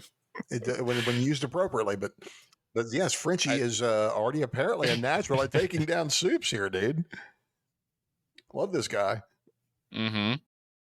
I tried to look up Behemoth to see more info about him, but there wasn't really much information. They just said he's briefly mentioned in this. When you think of Rage, who do you think about? Rage, the Hulk. I think of a Hulk kind of guy. Yeah. Yeah. I'm assuming he's some kind of knockoff of that, or Juggernaut-ish kind of fellow that's angry. Yeah. Juggernaut's just a jerk. I don't think he's necessarily powered by anger. Yeah, he's not. I don't think he's rage activated. He's just mad all the time. Yeah. The Hulk is what comes to mind. Yeah. I think I tried to look down that rabbit hole of the Juggernaut. Apparently, he's more than what we think about. He's an avatar of something. I don't know if it's hatred or through his helmet, right? Yeah. I'm assuming it's an intelligence I think it's from Sidorak or something like that. You'll hear a name mentioned by Dr. Strange. It's tied to that entity. Okay. But I quit looking. I just got too far down there. But I would assume, but I think of the Hulk or some guy like that, in particular, that Xanax would be pretty good to if you get it to him before he got mad. Right. Frenchie says, I don't know what you were talking about. Mallory says, and Cold Snap 2 months ago, Malchemical a month before that. You don't know about those either? I looked up these other ones. Cold Snap is a parody of Marvel's Iceman and appears in season 3 of The Boys. Okay. Malchemical is a shapeshifter who can alter his form, material, and density in any way he chooses. He's been shown to be able to form metal objects, a bottle opener out of his thumb, as well as mimic other people. So there is a Metamorpho. That's a DC character that was a person that looks like a freak to begin with, but he is an elemental creation. He has control over anything and can turn his body into elements and do whatever he wants to. He can do a lot of crazy things with it as well. Okay. He can shape shift. I don't know how good he is if it maintains. Just remember it, Metamorpho. That's all. Cool. Frenchie asks, what is this about? Mallory says, armed robbery, breaking and entering, aggravated assault on a soup. You're looking at 20 to 25 minimum, or you can come work for me. I could use someone with your imagination. Frenchie says, Madame, you. Mallory says, that's a pity for you, but even more so for Cherie and Jay, I believe. Mallory sits down at the table with Frenchie. She says, ADX Florence is a supermax in Colorado. They've got the Unabomber, head of the Aryan Brotherhood, all the greats. And your friends too, maybe. Or they go free. But that depends on you right now. Frenchie says, you can't do that. Mallory smiles, laughs, then stands up. Frenchie looks really conflicted. As Mallory is walking out the door, he tells her to wait. He asks, what kind of work do you do? Mallory walks back into the room and closes the door. So, Mallory. Wow. She might be polished, but she's tough as nails and then some. Yeah. I think Butcher has learned a little more from her than we think. Oh, yeah. She knows where to put the screws to him. That's for sure. That's a fact. She's good. Back on the set of Dawn of the Seven, Stormfront is walking and Homelander catches up to her saying, "Hey, come into my trailer for a second. I have a surprise for you." Stormfront tells him, "I have to stop by Vought Tower, see my social guys." Homelander says, "No, come on, blow them off. Come." She says, "I will be back in 20 minutes, and then I'll let you surprise me wherever you want." This shuts him up. He can only say, "Ooh," as she walks away. Finally, he musters, "Yeah, okay." Very insecure the way he's acting from the world's strongest man. Yeah. Well, think about it. I don't think he's ever had to work for anything. Anything, and this probably includes for any woman he's ever wanted. He's either taken them, like we've seen, or I'm sure they've all thrown themselves at him. Mm-hmm. So, for a woman that to refuse his advances is probably quite strange to him. He walks into his trailer and walks up to a bouquet of flowers with a card. It's a very tasteful arrangement. Very nice arrangement. It's got a bunch of red roses in the middle, some white stuff around the outside. The card says, "Thanks for a great day. XO Homelander." He's really taken with her. Yes, he is. Yeah. He's really smitten. Mm-hmm. We can see he has a nervous energy about him, almost like a teenager before a date. Yeah, very much. Very, very much. Back to Butcher and company. Butcher is on top of the van providing overwatch with his sniper rifle. Huey asks if Butcher can see them. Butcher confirms he can. We see through the scope that Starlight is using her powers to breach the chain link fence. He flinches and looks away at the flash of light. Starlight was able to melt a hole in the fence. Then Frenchie, Kamiko, and MM all run into the compound, and Starlight heads back to the van. Butcher is keeping a bead on her. He flips the safety off and is aiming at her head. He second guesses himself, then flips the safety back on. That was a tense moment there. Yeah, it was. Yeah. He must really be struggling to keep that soup hatred in line there. You know, I agree with that, but I did not realize it was that bad. I mean, this is just a downright hatred for all of them, apparently. Yeah. And like I said, I did not realize it was that bad. Inside the facility, the three are walking down a hallway and find a hospital bed. Frenchie motions for Kamiko to get in the bed. She refuses and motions for him to get in the bed. After a little back and forth, he does get in the bed, and they cover him with a sheet to hide his scrubs. I would say she's the logical choice to be unencumbered by laying down on the bed should things go sideways, though it's a risk if someone tries to talk to her. I agree. You know, but she is definitely more physically capable than he is. She is, but he is also a dangerous little thing, though. Mm-hmm. So even laying down, we'll find this out. We'll find out about her. But yeah, I would much rather have her free. I agree with you.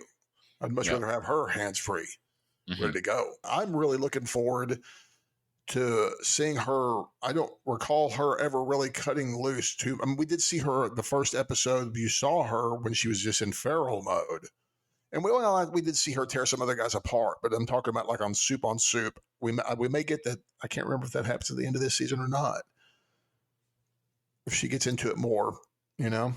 Yeah, I don't remember any more physical altercations with her off the top of my head. I remember more of season 1 than I remember of season 2. Mm-hmm. You know, I don't remember that. It's as we keep talking about it, it's all when I rewatch a bunch of this stuff, I'm like, oh, that's right. I completely forgot about. There's a lot I've completely forgot about. I remember something very specific from this episode. Okay. I think you're probably going to be able to guess what that is. I'm not sure it is yet. I'm sure. We'll get there. Okay. What did that? By the way, I'm laughing. You should definitely guess it by now. I don't. For some reason, I'm having a hard time. Okay. Back outside, Butcher hands Huey the rifle so he can get down from the roof of the vehicle. Starlight holds out her hand to help him get down.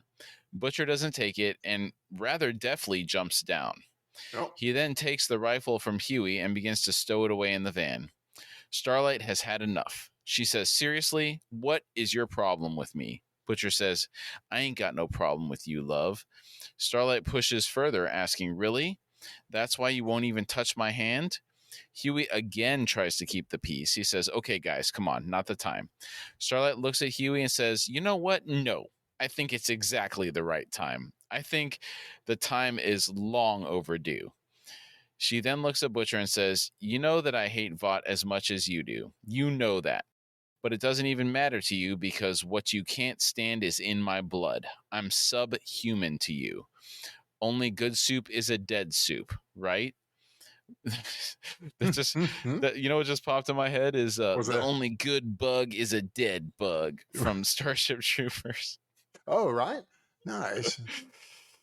Butcher says, your words, not mine. Huey says, that's enough. Starlight pushes again. She tells Butcher, you know what? Underneath all that swagger, you're just a bigot and a bully. I know another guy just like that. He's got a flag for a cape. She hits a nerve there. Yeah, she does. Huey is begging Starlight to stop. Butcher smiles and slowly turns to Starlight. He's about to say something when they hear a loud noise approaching quickly. They see Stormfront speed by. She's flying.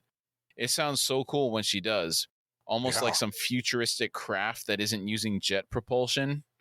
Well, to me, she looks like she is literally riding the lightning, dude. Oh, I couldn't see any lightning while she was in the air, but is that what's going on? Not when she's in the air, but when she's on the ground, every time she lands, she seems to generate that electric outlay. When she lands, it comes out from her.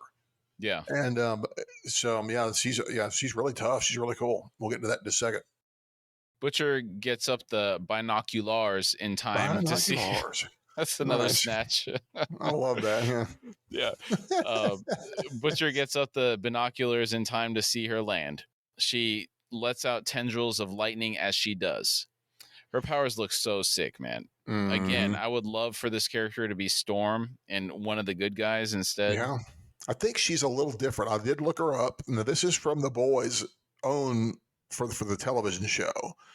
So she has an electrical plasma manipulation. And her strength is in the same range as Homelander. Says she can fling a 747 out of her way, which is like anywhere from 735,000 pounds to 975,000 pounds. I looked up Maeve to get an idea on her strength. It started to show me stuff about, I think that was going to lean into season 3, and I didn't want to look. The only thing I can really gauge on her is the fact that we saw her stand and take a speeding 13,000-pound truck hit her with taking no effort on her part. So I don't know what this says. We've made a lot of assumptions about her strength class. I think she would, again, I still split her in the Wonder Woman range, which would still be about 50 times weaker than Superman, but still strong. But I think this Stormfront could be stronger, maybe. I don't know. Yeah, maybe. Like I said, I didn't read far enough. I was going to give too much away about this season. I did not want to see it. Okay. So Butcher says, oh, me. Huey, call them now. Inside the compound, a guard in the security room hears a knock on the door. We hear say, open the door. We need help. The guard gets up and approaches the locked door. urgently says, I have a patient that needs help. Hurry up, please. The guard asks through the window, what's wrong with him? says, just open the damn door. He's swallowing his tongue. The guard unlocks the door and asks, what's wrong with him again? Frenchie sits up, saying, easy, then pulls out a gun and shoots him in the chest. Now, is this a dart gun or is this a real gun? That's what I was going to ask. I don't know. Maybe it is darts, or maybe he was counting on the fact that because he popped him in the chest, which is, of course, where you're supposed to go to tap center mass. But the guy could be wearing a vest, and maybe it just knocked him unconscious. Because I think that could knock you unconscious. But maybe it is darts. I should have checked. I guess I didn't really look too hard. This is the same gun they used for the rest of the episode. Originally, I thought it was darts because I didn't think they just outright execute a guard in this place. Right. But it looks just like a real gun for the rest of the episode. So I think it's a real gun. Okay, because I thought it looked like a silenced pistol to me, or silenced like semi-automatic pistol. So I was assuming it was a real gun. Yes, I think it is, and I think they might have just killed this guy. Well, killed him, or like I said, if they were gambling on him wearing he was wearing a vest, they popped him in the heart. That would stun you. That put you down. Okay. And it could still kill you, too. It could put you into a cardiac arrest. Runs into the room and grabs the guard. Frenchie gets out of the bed and runs in the room. Kimiko then brings the bed into the room. Guides the guard's body to the ground and then locks the door. Frenchie disables the security camera in the room. Sits down at the desk with the security monitors and surveys them. He says, "Holy," in amazement. Frenchie and Kimiko come over and take a look. We see some of the people that are in these rooms in the psychiatric facility. One person is blinking in and out of reality, jumping around the room. So there's kind of like a Nightcrawler-esque person. Yeah. I don't know if it doesn't look like they can control it either. It looks like they're just, maybe it's like just kind of just doing it. Another is sitting in a corner of the room. He's tiny, barely 3 inches tall. He's kind of by the toilet, which I guess if I was that size, I probably wouldn't want to be near the toilet. Right? Yeah. Another is repeatedly punching the wall of the room. There are holes all over the place, and his knuckles are bloody. Another one is vomiting up acid in a bowl. Some of it gets on the bed, and it starts eating the material away.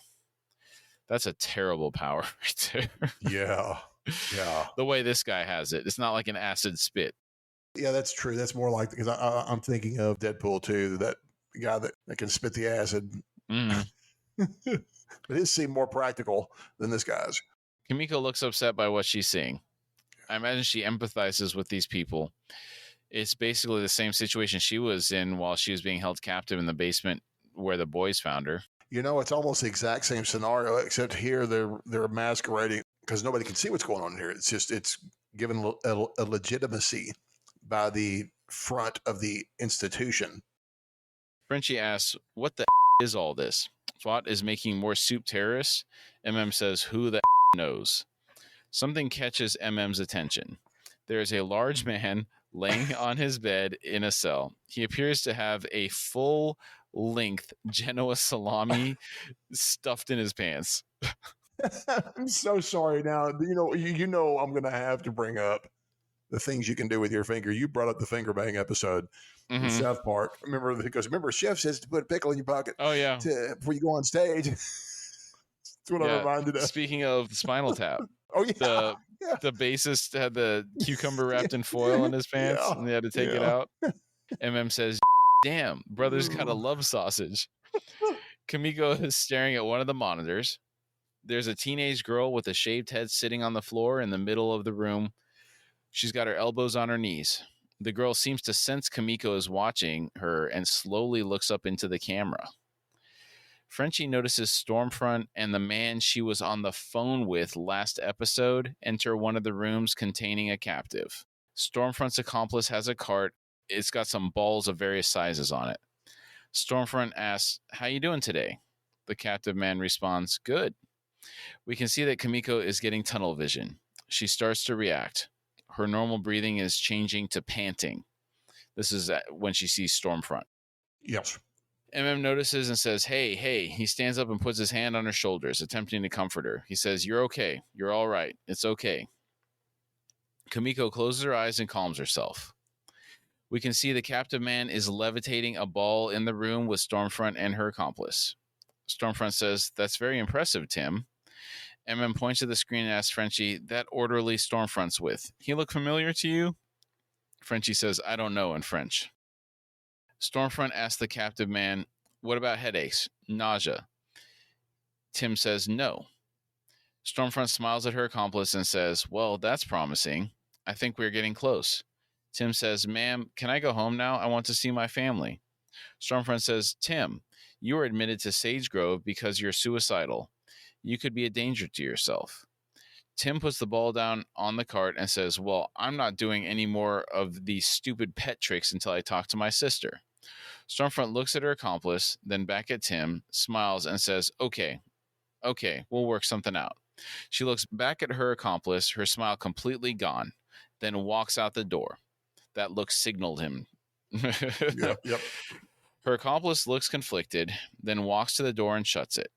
He pulls out a lighter and activates it, then shoots a jet of flame with his other hand, immolating Tim in the process. I don't know much X-Men stuff, but isn't that Pyro's exact power? It's just very much like Starlight. He can't generate, but he can control. Yes, I believe he had to have sparks in his gloves or something to work off of, right? Yeah, that's what I'm thinking. Yeah, that's what I think with Pyro. So I think very much the same thing with this fella. Mm-hmm. But he has to obviously have a source, and I think this is the same. It's also the very same for Starlight. She has to have a source. Yes, she has to have a source. Yeah, we were talking about Drummer Boy. He has electrical powers, and I was like, they'd be good for a team up because he can generate power that she can use. Yeah.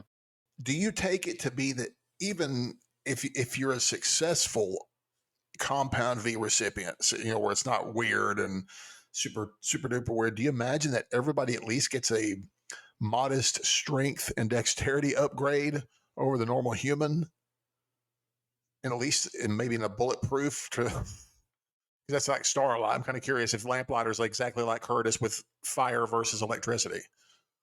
I'm trying to think through all the soups that we've seen so far. We haven't seen a whole lot, and they all seem to be relatively strong, right? Yeah, they all seem to be inherently pretty robust, bullet resistant.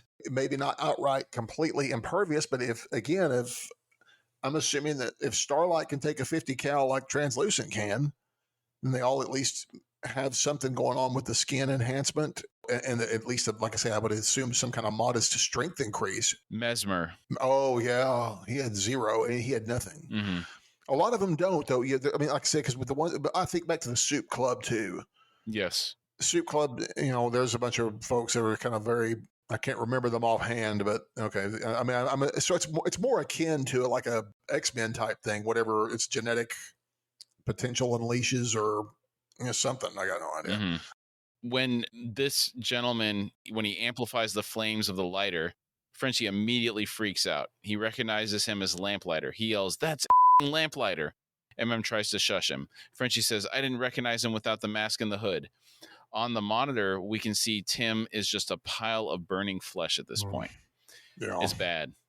Frenchie is going crazy. He says, Lamplighter, we have to kill him, of course. MM says, no, we can't. So real quick, also, because he's got that gun and he wants to kill him, we're just going to say that they shot that guard with a real gun. Whether they killed the guard or not, I don't know, but let's just assume it's a real gun. Okay. Wouldn't you? Because he's wanting to kill him, and he's waving that pistol around. Yeah. It's a real gun. It's a real gun, so okay. Mm-hmm. Frenchie says, for Madame Mallory, for her grandchildren. MM grabs his shoulder and says, not right now. First, we got to find out what the all this is. Frenchie jumps at MM and says, come on. MM says, listen, stick to the plan, Frenchie. Here we go again. This is the main point of conflict between these two. This is when Butcher had to do the Spice Girls speech. This was the point of conflict at that time, where Frenchie was not following the plan. Yeah. Next, we see Frenchie and Kimiko are removing the storage from the rack holding the security camera servers in the room. They are stashing the modules under the mattress on the hospital bed. MM's phone rings. It's Huey. He answers it. We can hear Huey say, there you are. You guys okay? Stormfront's in there. MM says, that ain't all who's here. Yep. Outside, we see Huey looking through the binoculars. He sees Stormfront come out of the building and take off. Again, a burst of lightning is emitted as she launches into the air. That's cool. Yeah, it does look cool. Huey says, okay, she just left. Get the hell out, now. MM hangs up and tells the others, all right, let's get the out of here. Frenchie gets back in the hospital bed and Kimiko starts pushing it. Out in the hallway, MM, Frenchie, and Kimiko are passing members of the staff. Lamplighter is walking towards them. As he passes them, him and Frenchie lock eyes, and time kind of slows down. Lamplighter keeps walking, then turns around. We can see he flips open his lighter and activates it. Frenchie dives out of the bed. He uses the sheet that was over him to foul Lamplighter's aim. Frenchie pulls his gun out and aims it at Lamplighter. There's a short standoff until Lamplighter realizes his blast has melted the door to one of the cells containing a captive Soup. The girl with the shaved head that Kimiko was focused on slowly steps out of the cell. We can hear alarms going off in the hallway. Of all of the doors that he could have accidentally hit, this is the worst one possible. Apparently so. Lamplighter says, Hey, Cindy. Cindy looks at MM, then at Lamplighter.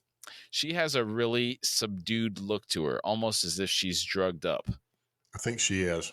Lamplighter says, let's be cool, okay? You remember that extra helping of craft shells and cheese that I snuck you? He chuckles, then continues, I like you. You know that, right? Frenchie nervously looks from Lamplighter to Cindy and back. Cindy asks, who are your friends? MM tells her, we ain't his friends. Go ahead. His up.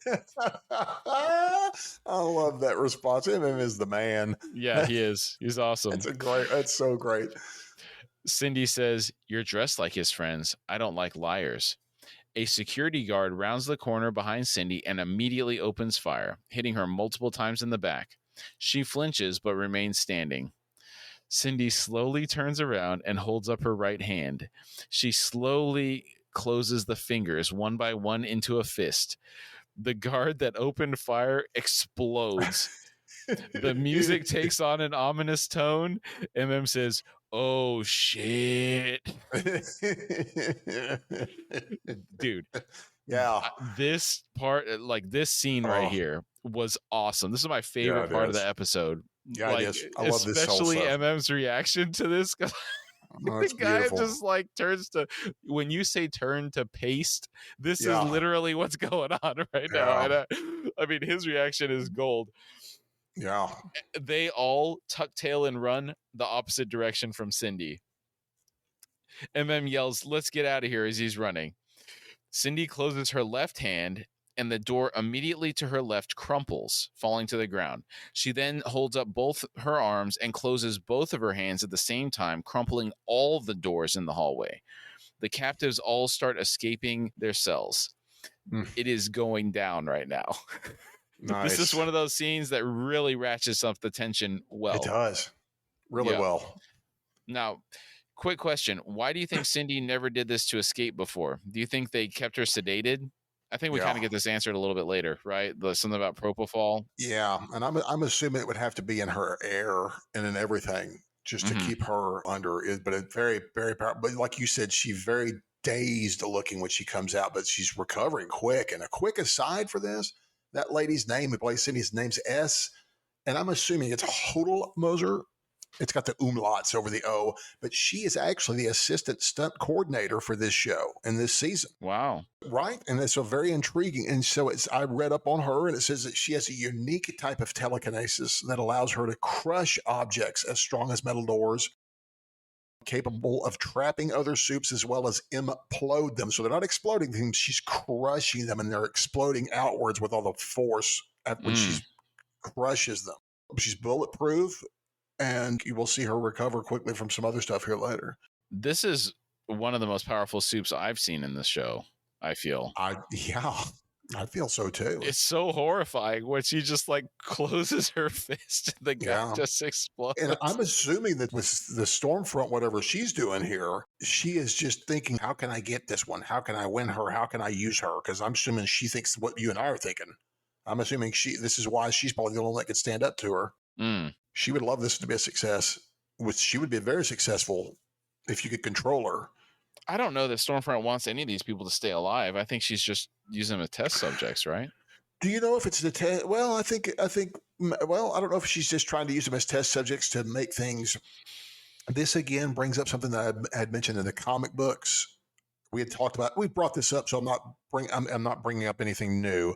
But the idea that the boys did a cut style of the Compound V in the comics so they could withstand situations like this, maybe with a chance of surviving with, just bruises versus losing your life. I'm curious if that's where this might go with the idea of Compound V being publicly known now. Could you imagine what drug dealers on the street getting some V and some things like this, trying to do some things with that stuff like that? People get some powers for a little bit. That'd be crazy. Might wear off or something. May not. It's like, could you imagine the society with what would go on? So I'm kind of curious. I got no idea what's going on here. I don't know if she's trying to cultivate the reason I feel that she's trying to cultivate something is by what we will get into at the end. Okay. I'll try and pin that back. One of the captives isn't even walking as they're coming out of their cells. this individual is hovering inches off the ground. That's another one of those like demonic Yeah. possession type scenarios. I know it. Yeah. It's either that or something that it's like so scary. I don't even want to see what's going on. I'm out of here. You know, it's like, let me go. Please let me get out of here. Yeah. Lamplighter runs up to the security room and enters the key code, opens the door, enters the room, and tries to slam the door shut behind him. Kamiko is there and keeps the door open. This allows MM to hit the door with all of his momentum. Lamplighter is knocked back, and his lighter is knocked to the floor. Lamplighter manages to grab the lighter and activate it, holding it up. Frenchie has entered the room and is pointing his gun at Lamplighter again. Kamiko has now closed the door. Lamplighter yells, "Stay the back, or I will burn your skin off." Frenchie yells, "Oh, you won't get a chance." Someone is pounding on the door, yelling, "Someone help me!" We can hear screaming out in the hallway. Then the man, I guess he implodes. Implodes and paints the walls. Same thing. Implode explodes. Yeah. Yeah. The result is very similar. I mean, Uh-huh. you still generate the same amount of blood either way. Right. MM sees the chaos taking place in the hallways on the monitors. He turns and addresses Lamplighter, saying, "All right, listen up, man. You can burn us." He points to himself and Frenchie. He then points to Kamiko and says, "But she's a soup. All you're going to do is piss her off. So why don't we all just calm down and live through this mother." And again, with MM, with the ability to go back in there and chill them folks out and wait for the wolf. Sorry for my G-rated Marcellus Wallace quote, but yeah, that's I like his ability to just kind of get everyone to like, okay, look. This is not an ideal situation, but let's just chill out. And he does. He walks him off that ledge. Yeah. On one of the monitors, we see a tentacle wrap itself around an orderly's leg and drag them out of a room. The orderly is screaming as this takes place. And you know what that tentacle is, don't you? Absolutely. I knew what it was before it's ever revealed. I'm like, that's going to be what I think it is. I don't want it to be, but you know what it is. That's the one thing I remembered from this episode.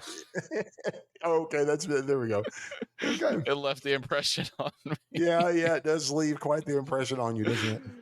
Another girl walks up to a camera and her eyes start glowing. Then the camera shuts off. I have to inject another aside at this point. You know, in a world of where, especially X stuff goes on, a Marvel universe where there's so many people have these mutant powers that are like, some of them are good, a lot of them are drawbacky, kind of deal, and it's like, there's got to be somebody that's a hidden X person that's, somebody out there on that planet that may have some strange mutation like this. They just don't want to talk about that. Which the tentacled. Oh, yeah. Air quoting the tentacled feller. Yeah. Somewhere. So not that I don't want to find them, but I don't want to know about these people. MM asks, "What's going on here?" Lamplighter says, "It's a lockdown. No one's getting out of here, not even her." He points at Kamiko. MM says, "There's got to be an access code." Lamplighter says, "There is, genius, at the front door. And there is no way I am telling you or taking you with me." MM says, "You do realize there's a whole army of soups on the other side of that door that want to tear you apart, right? She can help." Lamplighter says, "I'm going to take my chances." Suddenly, the door to the room bursts open and Lamplighter is tackled by a captive man. The man promptly vomits acid all over Lamplighter, catching his left shoulder and his upper arm in the blast. The man is knocked onto his back by Kamiko. He was preparing to vomit another gout of acid. She stomps on his chest, and the acid bursts in the air, only to land back all over his face. It's so bad. He screams in pain as it eats away at his face until it hits his brain and he dies. The group watches in horror as this man slowly dies from his own acid attack. This is one of those powers that is more of a curse than a blessing. Yeah, well, it certainly is here. Mm-hmm. Most assuredly. And not only does it melt down to just his face, it melts to the floor. It's as complete of a head destruction as Homelander's earlier head destruction. Mm-hmm. So the carnage in the episode, we've had 2 head violations. Head crushing, face and head melting. Multiple telekinetic implosions of people. I mean, the carnage is outrageous, and we still got more to go. Oh, yeah. There is more carnage coming. Upon seeing this gruesome scene, Lamplighter reconsiders and says, okay, you guys can come. Outside, Huey is watching through the binoculars. The binoculars. He can see some of the chaos through the window. Is that the scene where they're in the car backing in it, hitting the back of the van? Is that when they back into the three guys in the car back into the van? Yeah, they were looking for Benicio del Toro. Got to break out the binoculars. Okay, that's what I thought. Okay. A man walked into the store. They go, was that him? And he goes, I didn't have time to get the binoculars out. Did he have all his fingers? That's what it was. Yeah. Okay, thank you. Mm-hmm. Okay. Someone is banging on the window. Then they suddenly explode/implode, painting the window red. Huey's eyes open wide and he says, what the? Butcher is desperately trying to contact MM on the phone only to get his voicemail. Butcher notices one of the captives approaching. He turns to him and says, oh, hello. Easy does it, lad. No trouble from us. You just stroll on by, yeah? The man doesn't move and says, I don't want them to hurt me again. Butcher looks at Starlight, then back at the man and says, oh, nah, no one's going to hurt you, son. We're all friends here, aren't we? The man looks at Huey, who is sitting in the van. Huey smiles and waves. The man seems to nod, then he suddenly lurches, letting loose a massive blast wave. It looks involuntary to me, as if he has no control, almost like a hiccup. Yeah, I agree. Because he kind of looks like, he looks like he's troubled that he did it almost. Mm-hmm. He just he doesn't look like it was, like you said, it's like a spasm. He doesn't like it. The blast knocks Butcher and Starlight to the ground. The van is launched back and rolls 3 or 4 times before coming to rest on its tires again. We hear 3 shots, and the man is hit by all 3 right in the left side of his chest. Mm-hmm. We see that Butcher has gotten a pistol out and shot him. Starlight is shocked. Butcher then turns and sees the van. He says, Huey, and begins running to the van. For all his saltiness, look at how he reacts when he thinks Huey got hurt or killed. He tries to hide it, but he really does care about him.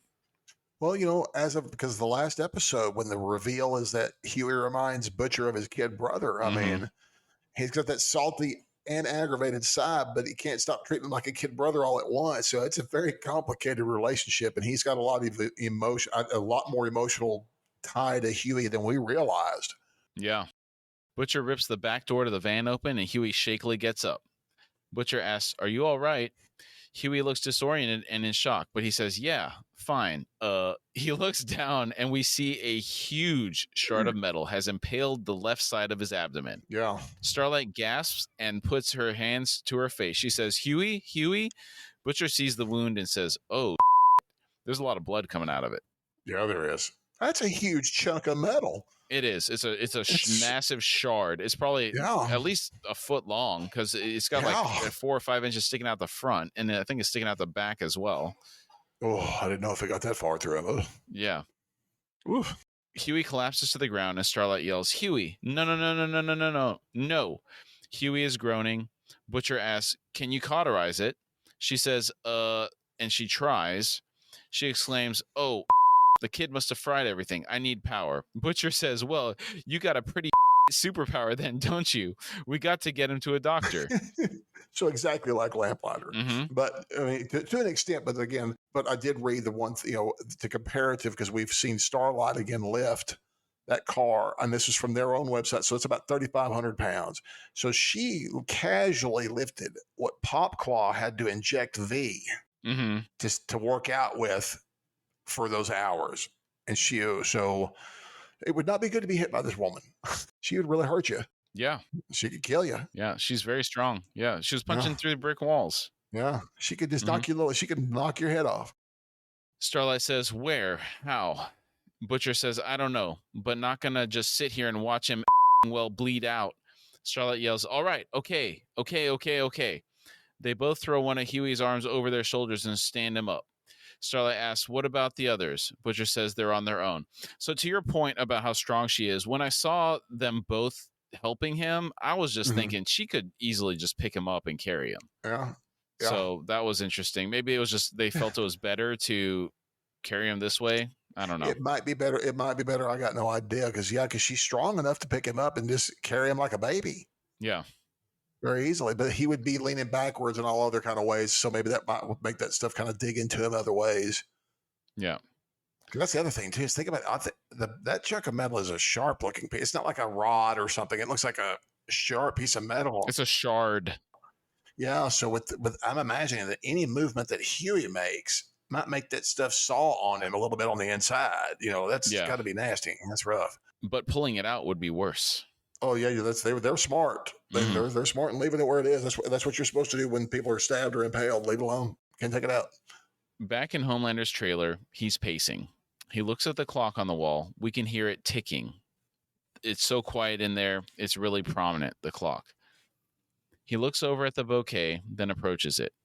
The clock gets louder and louder as he focuses on the note he wrote for Stormfront. His cheek starts twitching. The clock stops and the screen goes black. Next we see the note is burned and we hear a fire truck in the background. A fireman steps on the burned note as they walk into the remains of the burning trailer. The scorched bouquet is lying on the ground several feet away. Ashley is sitting on the bumper of an ambulance nearby, breathing some oxygen. She's taken her shoes off. She's a little dirty. Her assistant walks up. Ashley jumps up and points at the assistant, telling her, "Don't you dare tell me you haven't found Starlight yet." Ashley starts coughing. Homelander is standing on higher ground, watching the proceedings with his hands behind his back. Stormfront lands next to him and says, "I've been searching everywhere for you. What happened to your trailer?" Homelander lies and says, "Electrical fire. How was your meeting?" This whole scenario with the bouquet and his decision, it's really interesting to me. Yes. The fact that he's lying about it, he doesn't want her to know about the flowers now. He's made some type of decision after she didn't come back when she told him she would. Do you think for a second he was going to open up himself to being vulnerable in a relationship? Then the decision was that he backed out?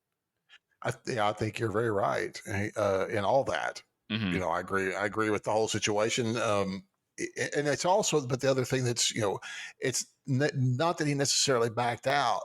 It's he just threw a temper tantrum about this and is angry about it. So I don't know if he's backed out or just still so angry and doesn't know what to do, because sometimes he's good at holding that anger and holding some things, back for later. But I can't tell.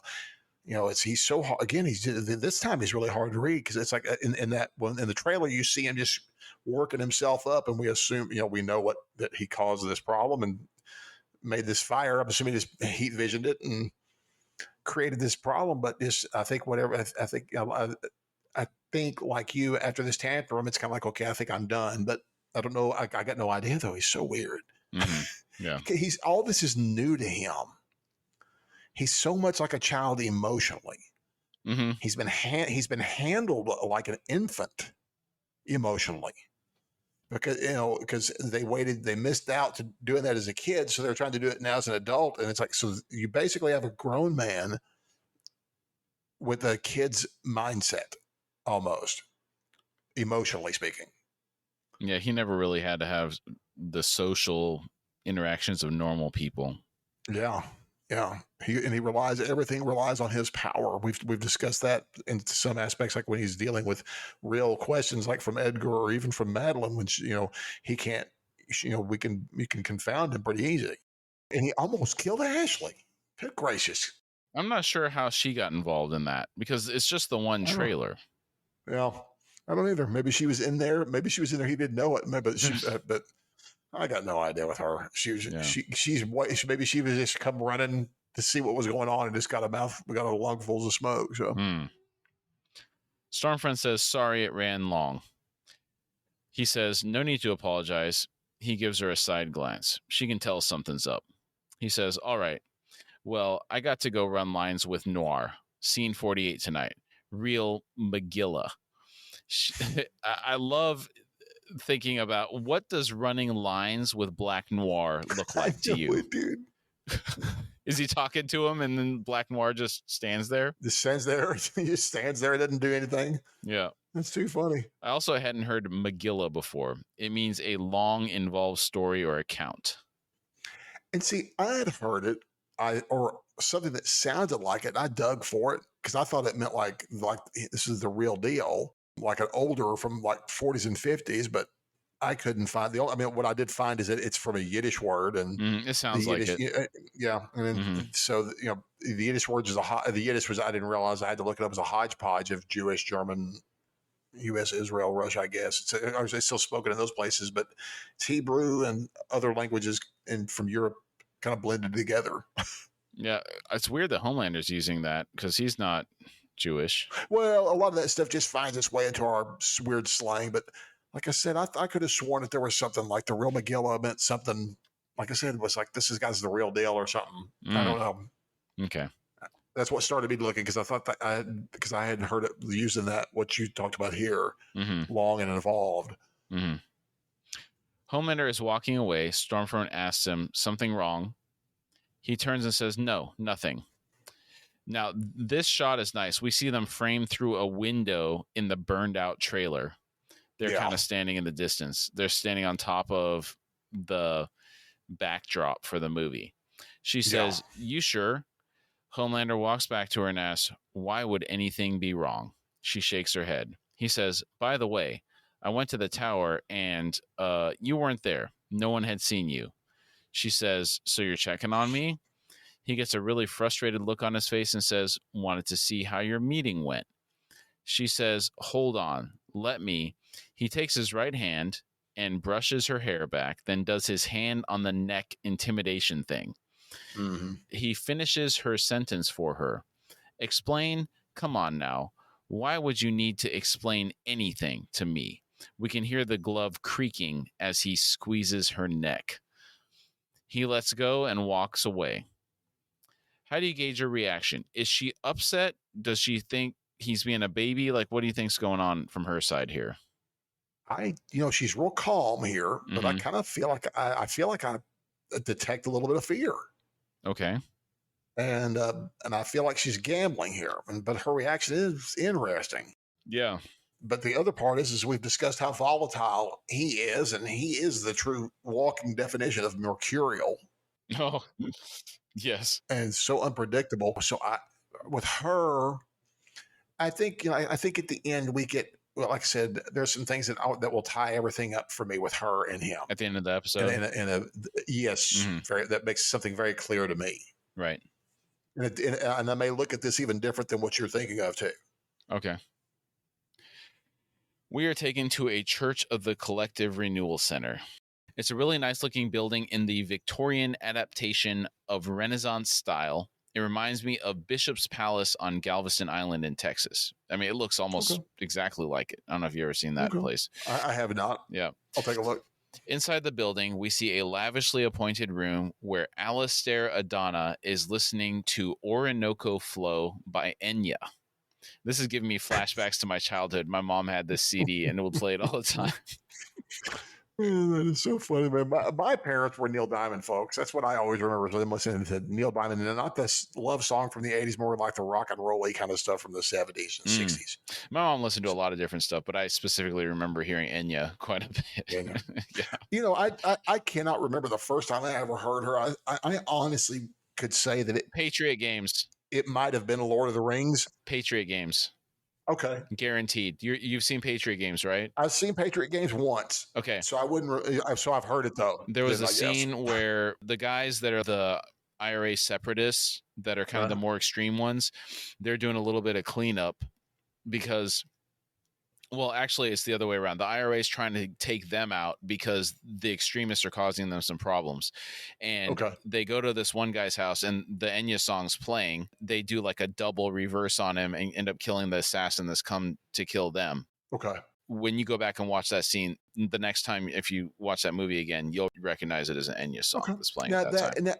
All that stuff, that's all Jack Ryan stuff, that Harrison Ford, right? It is, yeah. Okay. Have you tried the series? Yeah, I read them. No.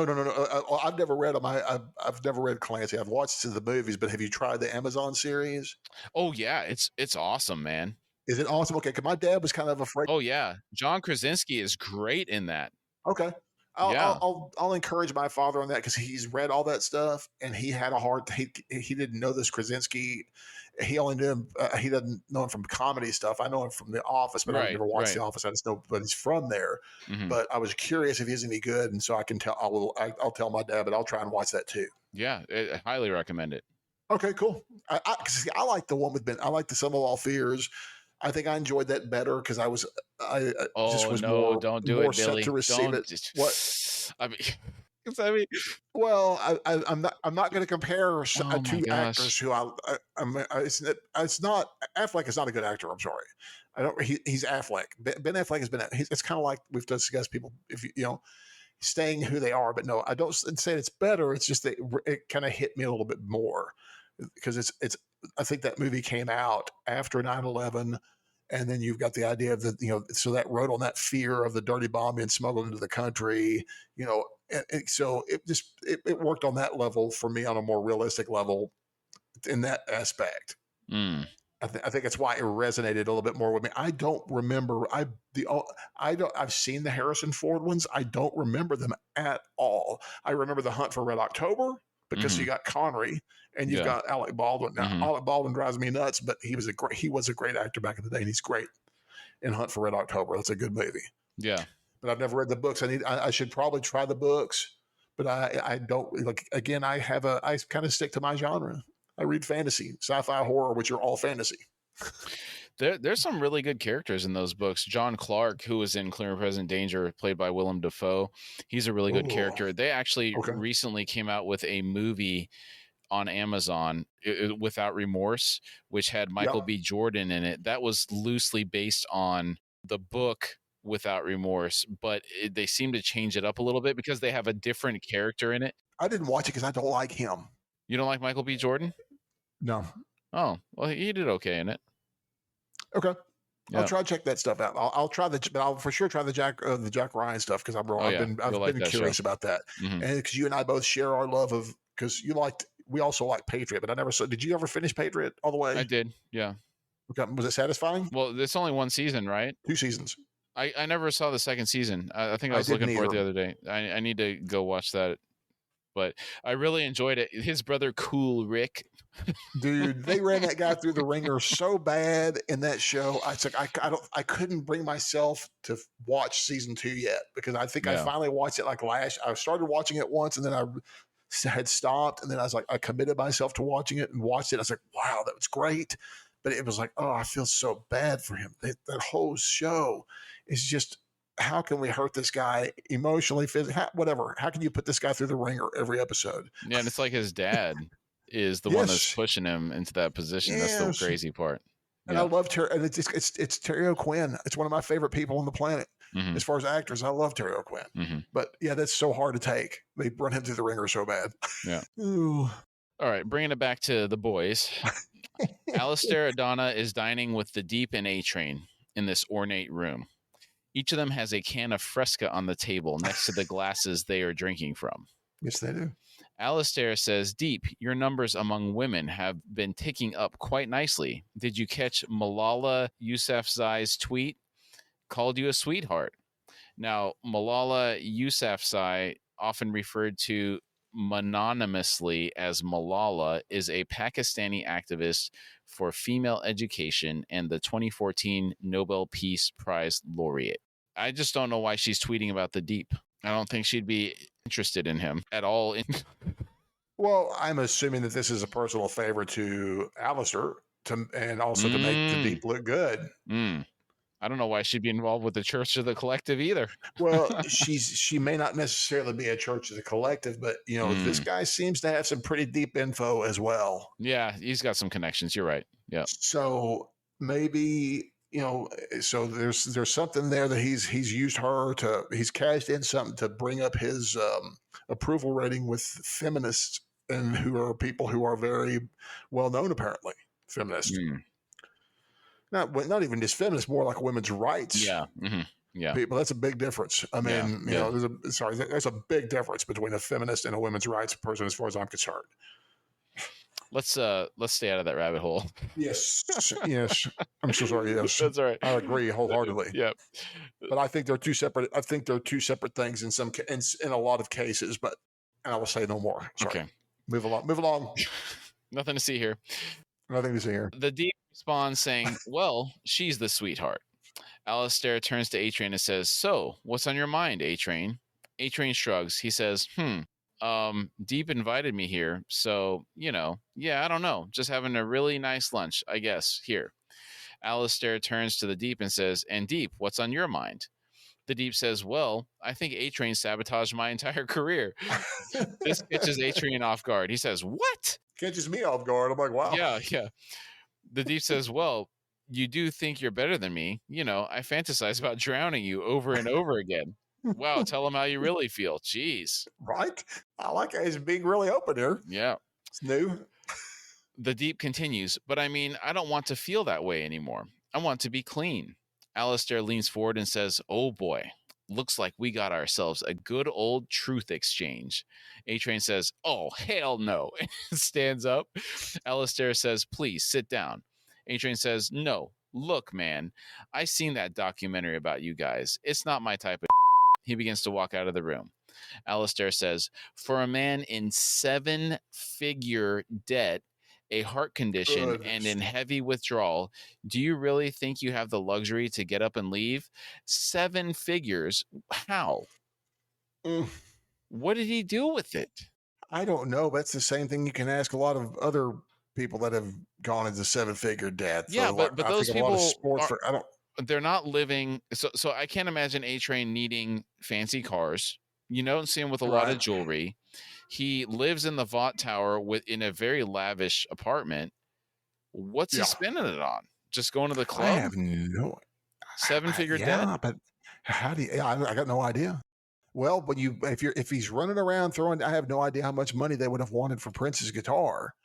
But if he's running around throwing down, I'm assuming several $100,000. Yeah, that was kind of frivolous. Yeah. If you're buying stupid stuff that you can, you're spending $5 million all of a sudden. It's kind of like the Michael Jackson question. How was he so in debt? Good point. Well, he built an amusement park, right? Yeah. He tried to build Xanadu, basically. When Alistair says this last statement about him being in debt and having a heart condition and he's in heavy withdrawal. Those things too. That explains a lot. The heart condition, we knew he was looking pretty ragged there. This stops A-Train. He turns around and walks back in the room, asking, "Who told you that? Huh? Did he tell you that?" He's pointing at the Deep. Alistair says, "No. The church knows all kinds of things. But don't worry. We also know how to be discreet, especially for our members."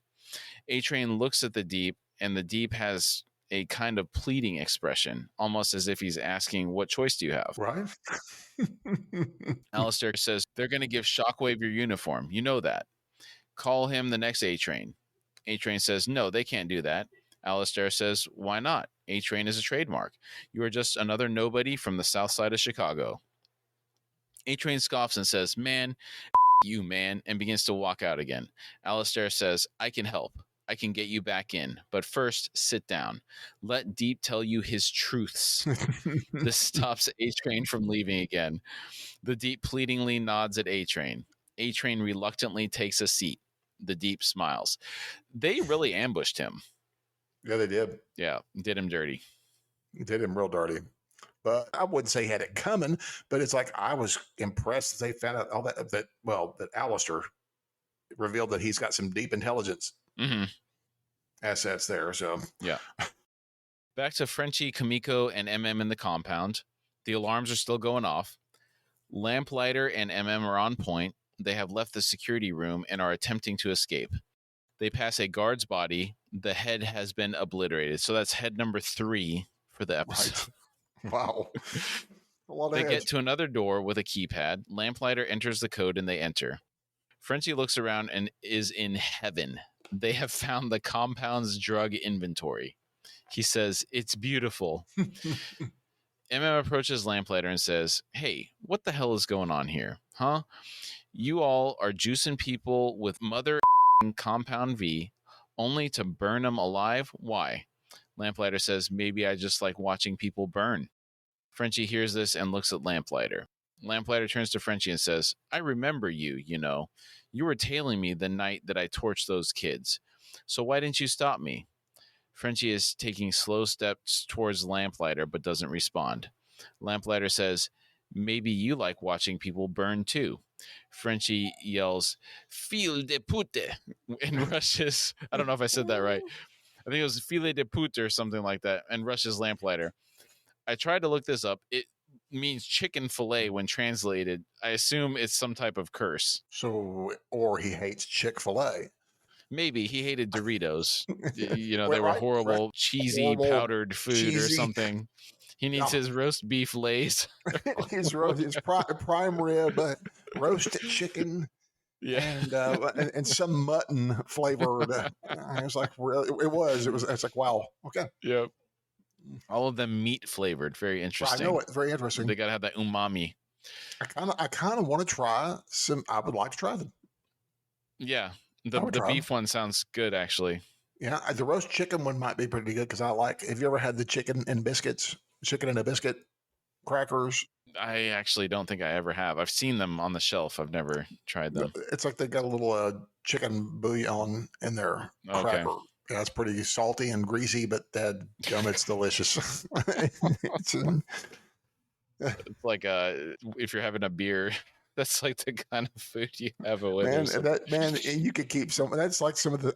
I promise you, that's like I think it's the highest sodium content of anything I've ever had in my life. Oh wow, it's amazing.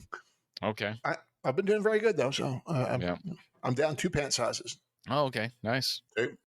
Intervenes, grabbing Frenchie. He says, No. Frenchie has turned into a mad dog. Is holding on to him, trying to calm him down, saying, easy, easy, easy. Frenchie grabs some random items and starts slamming them down on a table. Tells him, easy, come on, man. Frenchie is taking deep breaths. Kimiko actually looks concerned for him. Another flashback to 5 years ago. Is showing Frenchie a ring. Says, and I don't want to hear no bullshit about I'm going to getting tired of the I love this girl. Like, this is the one. Frenchie smiles and gives him a hug. Is laughing. He says, all right, brother, all right.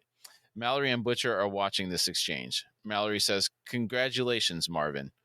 He says, thank you, Colonel. Check it out. He shows her the ring. She says it's beautiful. Frenchie says, oh, the bachelor party I will throw you. What's your thoughts about gender strippers? Says, strippers ain't really my kind of Hershey's, with or without nuts. But you golf?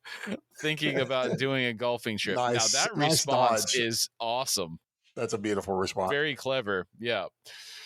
Butcher breaks the mood of the scene. He says, oi, to get their attention.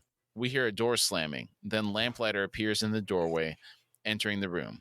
He stops walking and slams his lamp staff on the ground. Butcher and the boys start snorting and laughing at this display. Even Mallory has trouble keeping a straight face. As do I. It's very pretentious, isn't it? Yes. Oh my goodness, that's so funny. Lamplighter asks, what? And what the are you laughing at? Butcher says, sorry, mate. Who does he look? It's like, it's what an outfit. I mean, it would eliminate all your peripheral vision. He looks like Green Arrow. He does. It's like a combination of Green Arrow wearing a full-length leather, duster? / cowl. I mean, it's the whole like wizard thing going on. Uh-huh. It's not a wizard. He's got the Green Arrow / wizard with the big staff. It's like, yeah, it's really, he looks, I would be embarrassed. I would be embarrassed at that one. Butcher says, sorry, mate. You just look like one of them Ponzi baton twirlers. Offers a majorette. Butcher says, that's right, a majorette. Mallory holds up a tablet and shows Lamplighter something. She says, you look good in these. Lamplighter doesn't say anything. He's just looking at her. I wonder what she had on that tablet. Yeah, I'm assuming photographs that are compromising. Yeah, but what it is, I don't know. Yeah. Especially for these people, most of the 7, because he was 7.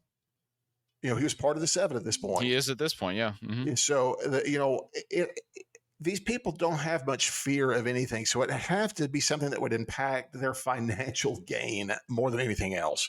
Mm-hmm. and therefore Vought's bottom line. So, Well, I don't think they care about Vought's bottom line. It's really more about them personally, right? Their yeah, brand, their personal brand. very, very much so. She says, so here's what happens now. You're going to tell us every single thing you see and hear at the tower. Butcher chimes in, especially when it comes to Homelander. The flame on Lamplighter's staff suddenly begins to strengthen in intensity, then it calms back down. Mallory says, please don't pretend like you have a choice. I love Mallory. She hands Lamplighter a business card and says, I look forward to your call. Lamplighter takes the card and storms off without saying anything. After he leaves, Butcher looks at Mallory and says, easy peasy. Mallory says, I don't like it. You don't back an animal like that into a corner. Butcher says, F him. We own the. Mallory turns to Frenchie and says, Frenchie, don't let him out of your sight.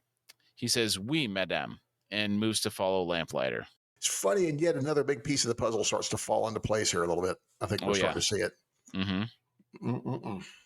Back to the present, Starlight is flagging down a car that is passing on the road. The driver stops and asks her what the problem is. Starlight says, sir, I need you to get out of your car.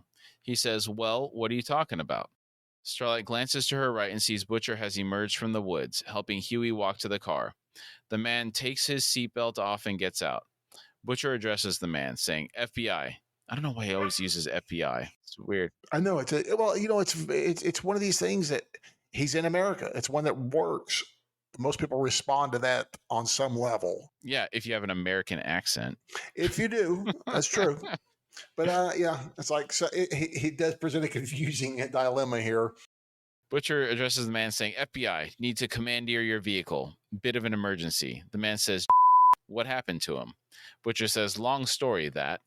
The man says, can I see some ID? This is the exact problem I'm referring to. Right. I see the problem is. Yeah. Left it in me other pants. Too busy saving this one.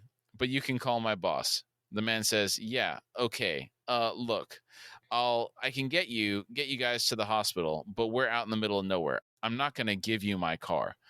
Butcher says, have it your way, and turns and takes a couple of steps, then begins to set Huey down. Starlight runs towards Butcher, trying to get him to take it easy. The man sees Butcher has a gun in his waistband as he bends down to set Huey on the road. The man runs to his car and gets a gun out of his glove box and aims it at them. Starlight tries to de-escalate the situation. The man tells them to stay back. Starlight says, that's not necessary. Let's just talk. The man says, the FBI? Yeah, really. You're not even American. What is he even hurt? What is this? Some kind of scam? Butcher slowly takes the gun out of his waistband and begins to stand up. He begins walking towards the man and says, if I wanted to boost some wheels, it wouldn't be a Hyundai, you daft. The man tells Butcher, this is a stand your ground state. You stay back. Butcher, unflappable as always, says, oh, you can stand wherever the you want. I'm taking your keys. Starlight tells Butcher to stop. She turns to the man and says, buddy, just put the gun down. The man says, I said stay back. Starlight says, I said put it down. She then lets loose a blast of energy from her hand, sending the man flying. She immediately runs after the man to check on him. Butcher seems surprised. He nods in approval. Starlight checks the man's pulse and realizes he's dead. Butcher comes over and takes the man's keys. Starlight starts yelling at Butcher, saying, you couldn't just listen to me and stay back? There's a puddle of blood forming on the ground under the man's head. Butcher brings Huey over and yells at Starlight to cauterize Huey's wound. She manages to pull the energy she needs from the car to cauterize the wound, but the metal is still embedded in Huey. Butcher says it won't hold long. Come on. Starlight gets in the back with Huey. She sees a baby car seat in the back and looks back at the man on the road as they drive away.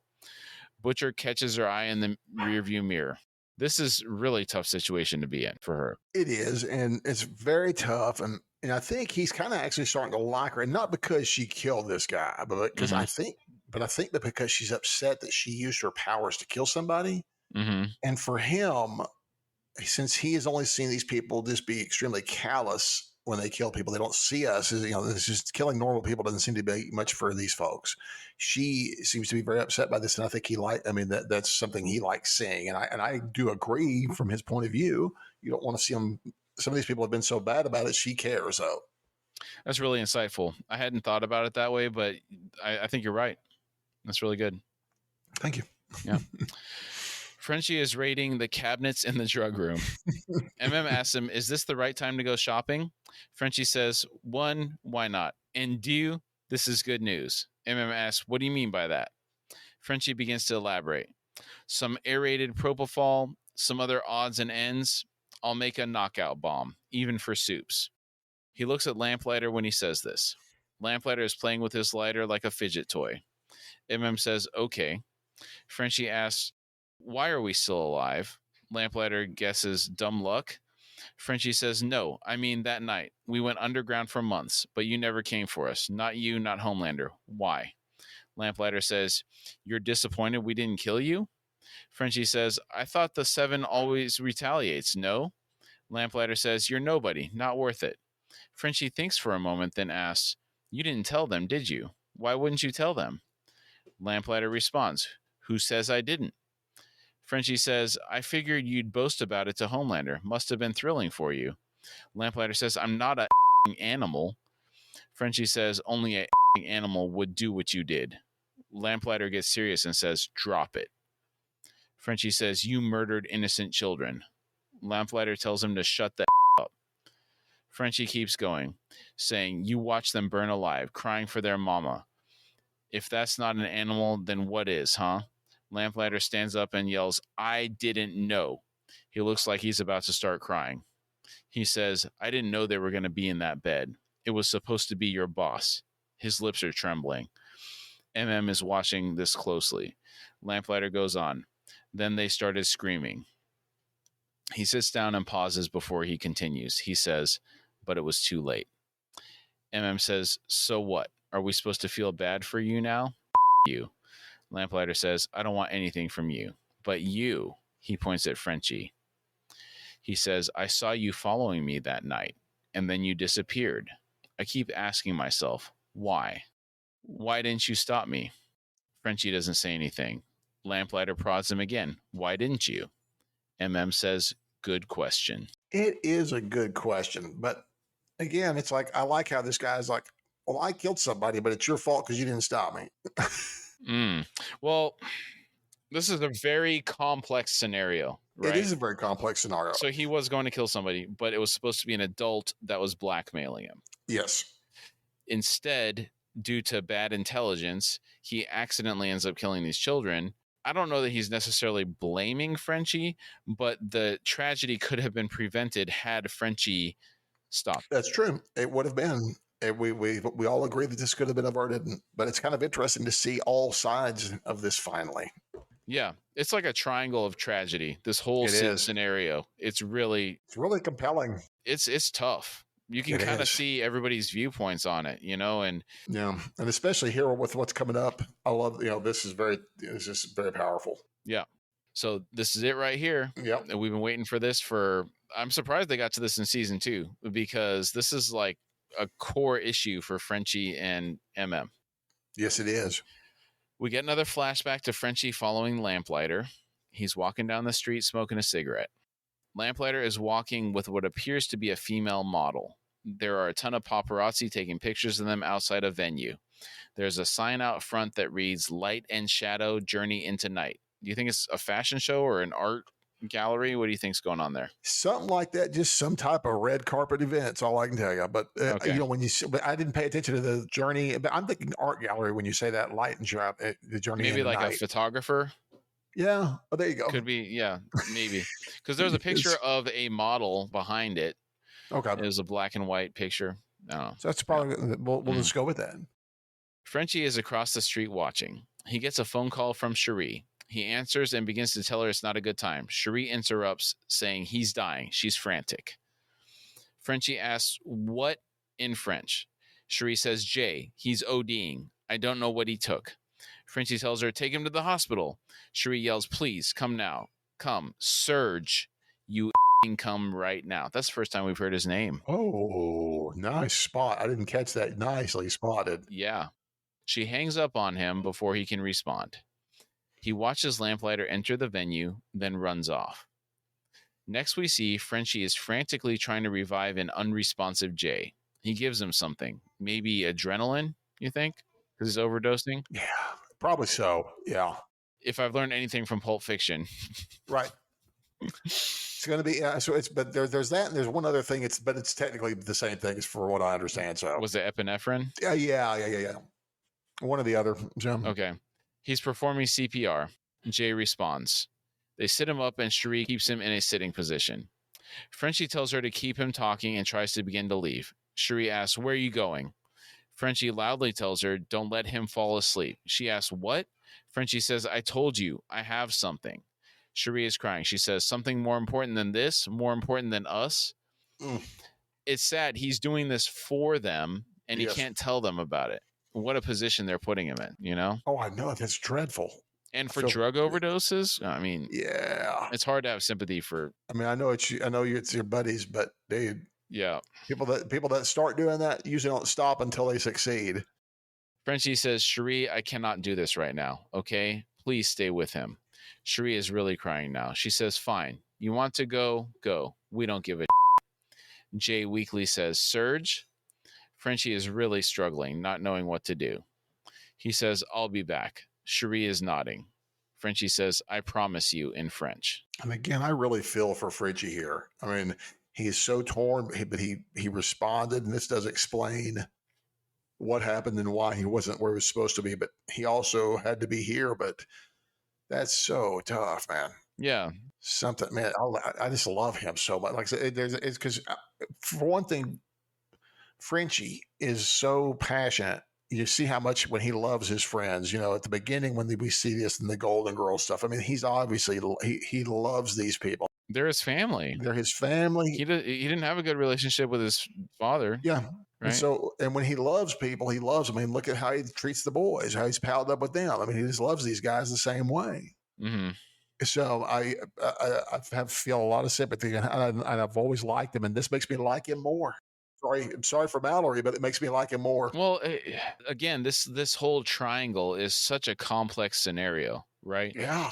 Frenchie, the decision that he made was pretty legit because he saw Lamplighter going into this event. Yeah. Right. And like later on, he mentions he was only gone for 30 minutes. So you assume Lamplighter's going to be there longer than that. But I guess he just took his pictures and ducked out. But even then, I think he made the right decision. Yeah. It becomes more tragic with this. Yeah. Yeah, it's tragic. And then the fact that the friends are trying to blame him and ultimately he's trying to keep them out of trouble. Yeah. The fact that he didn't tell them that he's doing this for them is interesting. I guess he didn't want to burden them with that. Yeah. That would be a lot to put on him. I hope he's finally telling Cherie at some point. Yeah, I don't know. Their relationship seems semi-okay now. Yeah, it does. Back to the present, Starlight is feeling Huey's forehead. She tells Butcher he's burning up. Butcher says, "I'm going as fast as I can." He pauses for a moment that says, "I appreciate what you done back there." She sarcastically says, "Oh, thanks. Your approval means everything to me." Butcher says, and some sarcasm to stick the landing. "Nice one. You didn't have a choice." After a moment of silence, Starlight says, "You know what I was thinking when I was looking at him? Why'd you pull a gun, you stupid?" That's all. Maybe once I would have cried over him, but now he was just another person in our way. Butcher looks at her in the rearview mirror. She sees this and says, "No." He asks, "No to what?" She says, "No to that look of quiet respect or approval or whatever that is. I don't want it.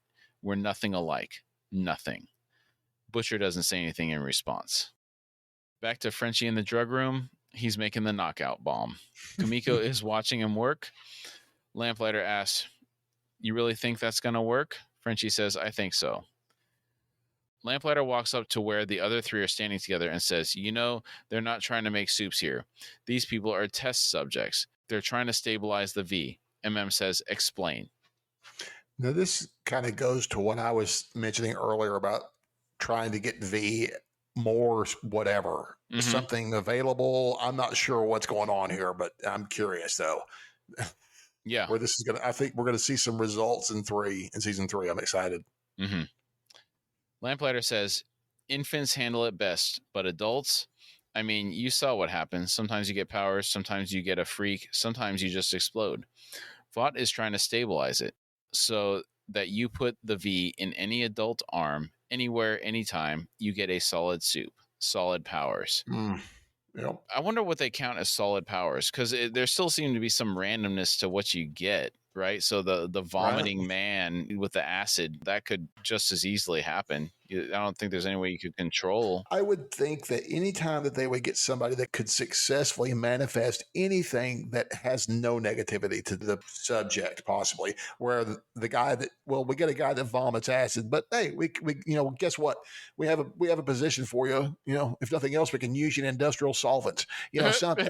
You need to go work in VOD marketing. Right. There's something for, it's like, but something that doesn't cause these people to have migraines and be mentally unstable and try and hurt people, or in their activation, killing hundreds of other people in a building just because they get activated and don't know how to control themselves. So, I mean, something like I said, this does lean to what I'm thinking about, the idea of in the comic books, like I said, where they shot everyone up with a little bit of E just to make them tough. So I'm assuming it would be enhanced strength always, enhanced reflexes, and enhanced durability. Everything else, whatever else you get is a bonus. But as long as you get those successfully all the time, dude, it's like getting a Captain America on every time. Yeah. With that combination. Just that alone. And if you get Captain America with laser vision or with acid puke, well then, hey, you get Captain America with acid puke. Yeah. He can use it. Frenchie curses under his breath. says, okay, so 1,000 more soups, 100,000? Why? Why would Vought do that? It's going to up their movies, their merchandising. Lamplighter says, they don't tell me. They just make me burn the evidence, okay? There's a moment of silence before Frenchie says, my best friend OD'd and I left to save him that night. He looks at Lamplighter and says, why I didn't stop you. You were at a party. I was away for 30 minutes. Came back, you were gone. Lamplighter asks, did he live, your friend? Frenchie says, oui, but I never saw him again. And then he died a few months later, another overdose. is shaking his head. He says, are you serious? Frenchie, what? Why didn't you ever tell us? Frenchie shrugs and says, what difference would it make? says, after all these years, man, we would have let you off the hook. Frenchie says, what makes you think I want to be let off the hook, huh? Really feel for him. He's punishing himself for this impossible choice that he had to make. And it makes me feel really sad for Frenchie too. /Surge, dude. Thank you for that find. Yeah, and this kind of explains a little bit of kind of the drug use that he has lately. I mean, he was smoking some weed at the beginning of the episode in that flashback, but he doesn't seem to be just like constantly high like he is now. He looked a little bit more put together. Remember the first couple episodes, he's offering MDMA and he's popping hallucinogens on a constant daily basis. So life is a pretty odd thing for Frenchie because life is in an altered reality. Yeah, what was the mix? It was MDMA and what was the other thing that? I think it was acid, wasn't it? Yeah, acid and MDMA. Yeah. This is LSD. It's LSD and MDMA, so it's like the acids for this. You get one for the one thing, and the MDMA takes the edge off the acid. So I've never done that combination, but yeah, and Huey said, I don't think this is a good time to take major hallucinogens. Agreed. Well, we're holding a hostage. Yes. Maybe later. But has a sad look on his face, and Kamiko is looking really emotional. Their conversation is interrupted by a banging noise on the door. Buckle up your seatbelts, ladies and gentlemen. Goes to inspect through the window. When he gets close, the tentacle breaks through the window, looping around his neck. It begins choking him. Frenchie grabs it and is trying to help is growling for them to get it off of him. Kamiko slips out the doorway into the hall. There is a boom. Suddenly, the tentacle's grip slacks and begins to retreat through the window. We see a man lying down on the floor with the imprint of the word bossy on his forehead, indicating Kamiko has knocked him out. Now, I have referenced that there was something this reminded me of. Personally, I had a friend growing up that went on to play for our football team, and I went to church with all these boys, mind you. And one of them wore a ring that was like a horseshoe. And he was known to imprint people when they get in fights on their face, kind of like that. Oh, man. And so there's these two brothers. They were twins. And one of them had assaulted his girlfriend. And my buddy found out. Now, these three all ran together, mind you. But my friend with the ring found out about this. He was such a mean fella and a good guy at the same time. He whooped up both of them. Wow. They both came to school with about 5 or 6 of those Oh, man. horseshoe imprints all over their face, dude. And I was thinking of that story, and I kid you not, about 10 minutes before this episode came on. So when that came on, I just couldn't stop laughing. That was just so funny. Yeah, that's great, man. Because this was, it was like, oh my word, it's so funny. But That's yeah, crazy. there you go. Nowadays, you get arrested for something like that, probably. Right? It's proof that Right. you hit And he somebody. was, and what's funny is like, yeah, this guy was like correct in what he did. Yeah. So yeah, it's like, all right. I didn't remember what else I had seen where somebody had a ring that it imprinted something after somebody got hit. And then we were talking before the episode, and I remembered it's from Charlie Murphy's Hollywood Stories when Rick James had the Unity ring. Unity! He punches punches Charlie Murphy and imprints it on his forehead. Does he say Unity Charlie Murphy? Unity Charlie Murphy!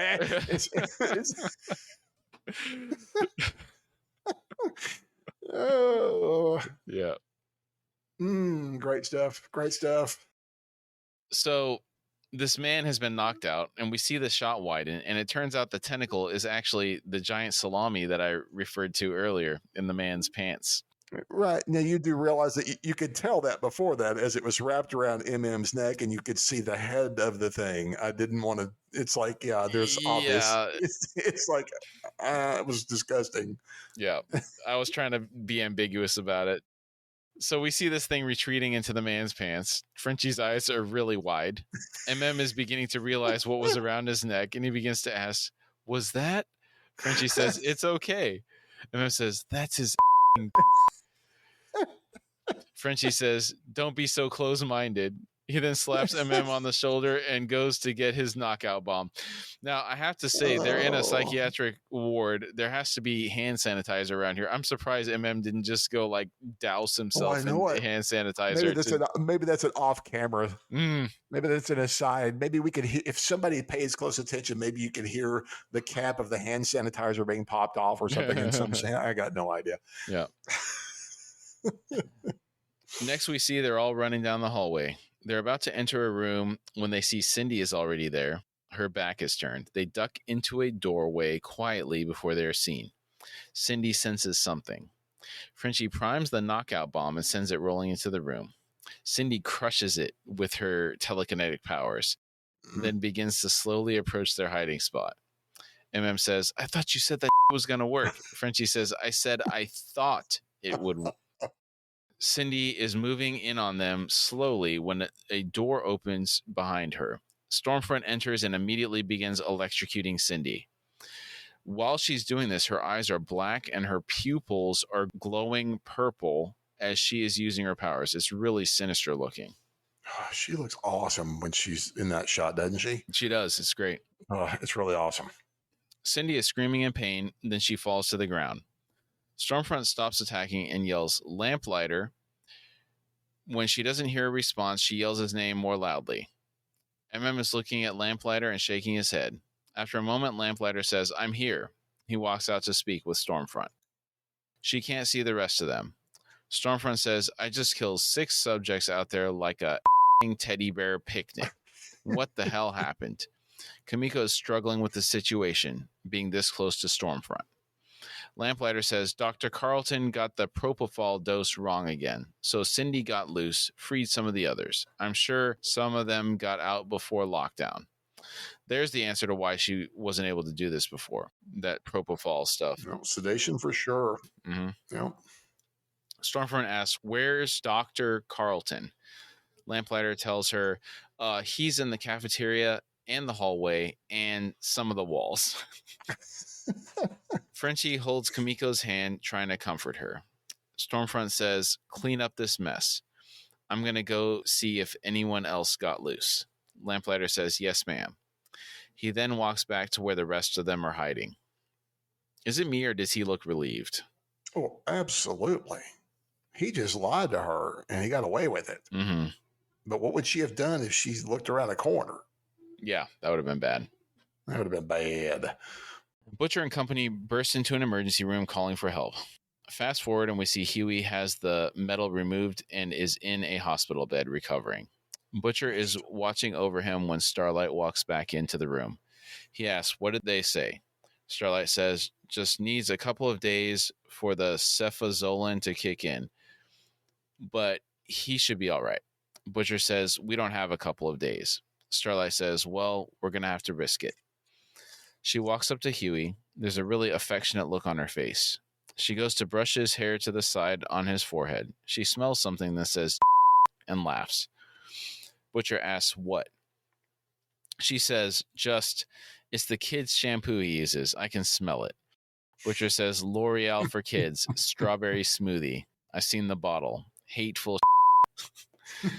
Starlight says, "And his Axe body spray. Ugh. I mean, that's how Vin Diesel must smell." Butcher laughs and says, "Every morning he slathers his bum with creamy Desitin." She says, "No." Butcher says, "I swear to God, he's got rashes down there." She exclaims, "I don't want to know that." Butcher says, "Mental. That's all I'm saying." Starlight says, "But he really just never gives up on you, does he?" Butcher says, "Aye, and he follows you around like a right little pup." She says, "He's too good for either of us." Butcher agrees. Why do you think Starlight thinks that Huey's too good for her? Well, part of the reason is because he never gives up, even though she's kind of been pushing him away this season, and not in a mean way, but I'm kind of surprised to see her after the goodbye a little bit. And so here he is. He never gives up. She knows he's in love with her. And so she's kind of realizing that. I think she's starting to realize that she has the same feelings for him as well here a lot. Yeah, almost losing him probably really helped emphasize that. It does. It'll hammer that in there real quick, I think. In Vought Tower, Elena is telling Maeve that she's going to Postmate Sugarfish. So that's Postmate again. There it is again, twice. And that was to just use a app like a DoorDash or Grubhub or something like that. Yeah, it's basically the same type of service. Yeah. Okay. Maeve is in the shower and can't hear her. Elena repeats herself and asks where Maeve's phone is. Maeve tells her she can't hear her. Elena goes to look for the phone herself and finds the GoPro that the Deep gave Maeve. Elena turns on the video to see the footage from the hijacked airplane from season 1. A man is saying, "Oh my God, they're leaving us." The camera turns and we can see Maeve telling the girl and her mom to get up and go to the back of the plane. She begged Homelander to save them.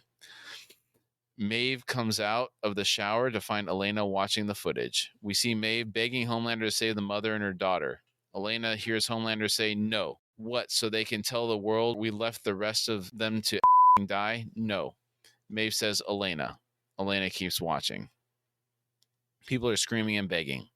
The man filming turns to the camera and says, "I love you. Tell the boys I love them." Elena turns off the video. Maeve says, "I'm going to show that to Homelander, and he's either going to leave us alone or I'm going to put it on CNN." Elena still hasn't responded. She's in shock. Maeve approaches her, saying, "Elena." She turns Elena around to face her and says, "This is our out." Elena has tears in her eyes, but doesn't say anything. Maeve says, "I was scared. I know I should have stood up to him. I know that. Elena, I watched a plane full of people die. Why are you looking at me like that?" Well, that's got to be really scary for Elena. How would this alter the way you thought of someone you loved or were in love with if you discovered something like this about them? What could she have done, though? No, I'm not saying. I mean, because it shows Maeve trying to do the right thing. So It does. there's a good thing to that, but I'm just saying that that would still be hard to watch because she's never in all this time she didn't tell her first. She discovered this by herself. I think is the big part. If she had kind of had a chance to say the reason I think about this, I've told you that I told you about that producer and that Oscar party thing. Yes. Yeah. Now this happened. She probably should have told her about that, but then again, she meant it. I don't know. It's got to be very I overwhelming. think she did already tell her about this, didn't she? No, she went to see her in response to this Okay. incident. Right. She was drinking again because of this, and she Right. visited her because she missed her, and because of this incident. Though, Yeah, you're correct. is that right? Okay. Back to Frenchie, Kamiko, and MM. Serge. Serge. Sorry. Mhm. Serge. Mhm. They have taken an ambulance from the facility and are in the woods. MM is on the phone with Butcher. He tells the group, close stitch, but Huey's okay. Frenchie says, oh, bien. Hey, tell Butcher about the thick penis around your neck. MM mouths you, then tells Butcher, nah. It's just Frenchie being Frenchie. Frenchie sits down next to Kamiko, who is sitting on the rear bumper of the ambulance. He says, I'm sorry. For a long time, I was trying to save you.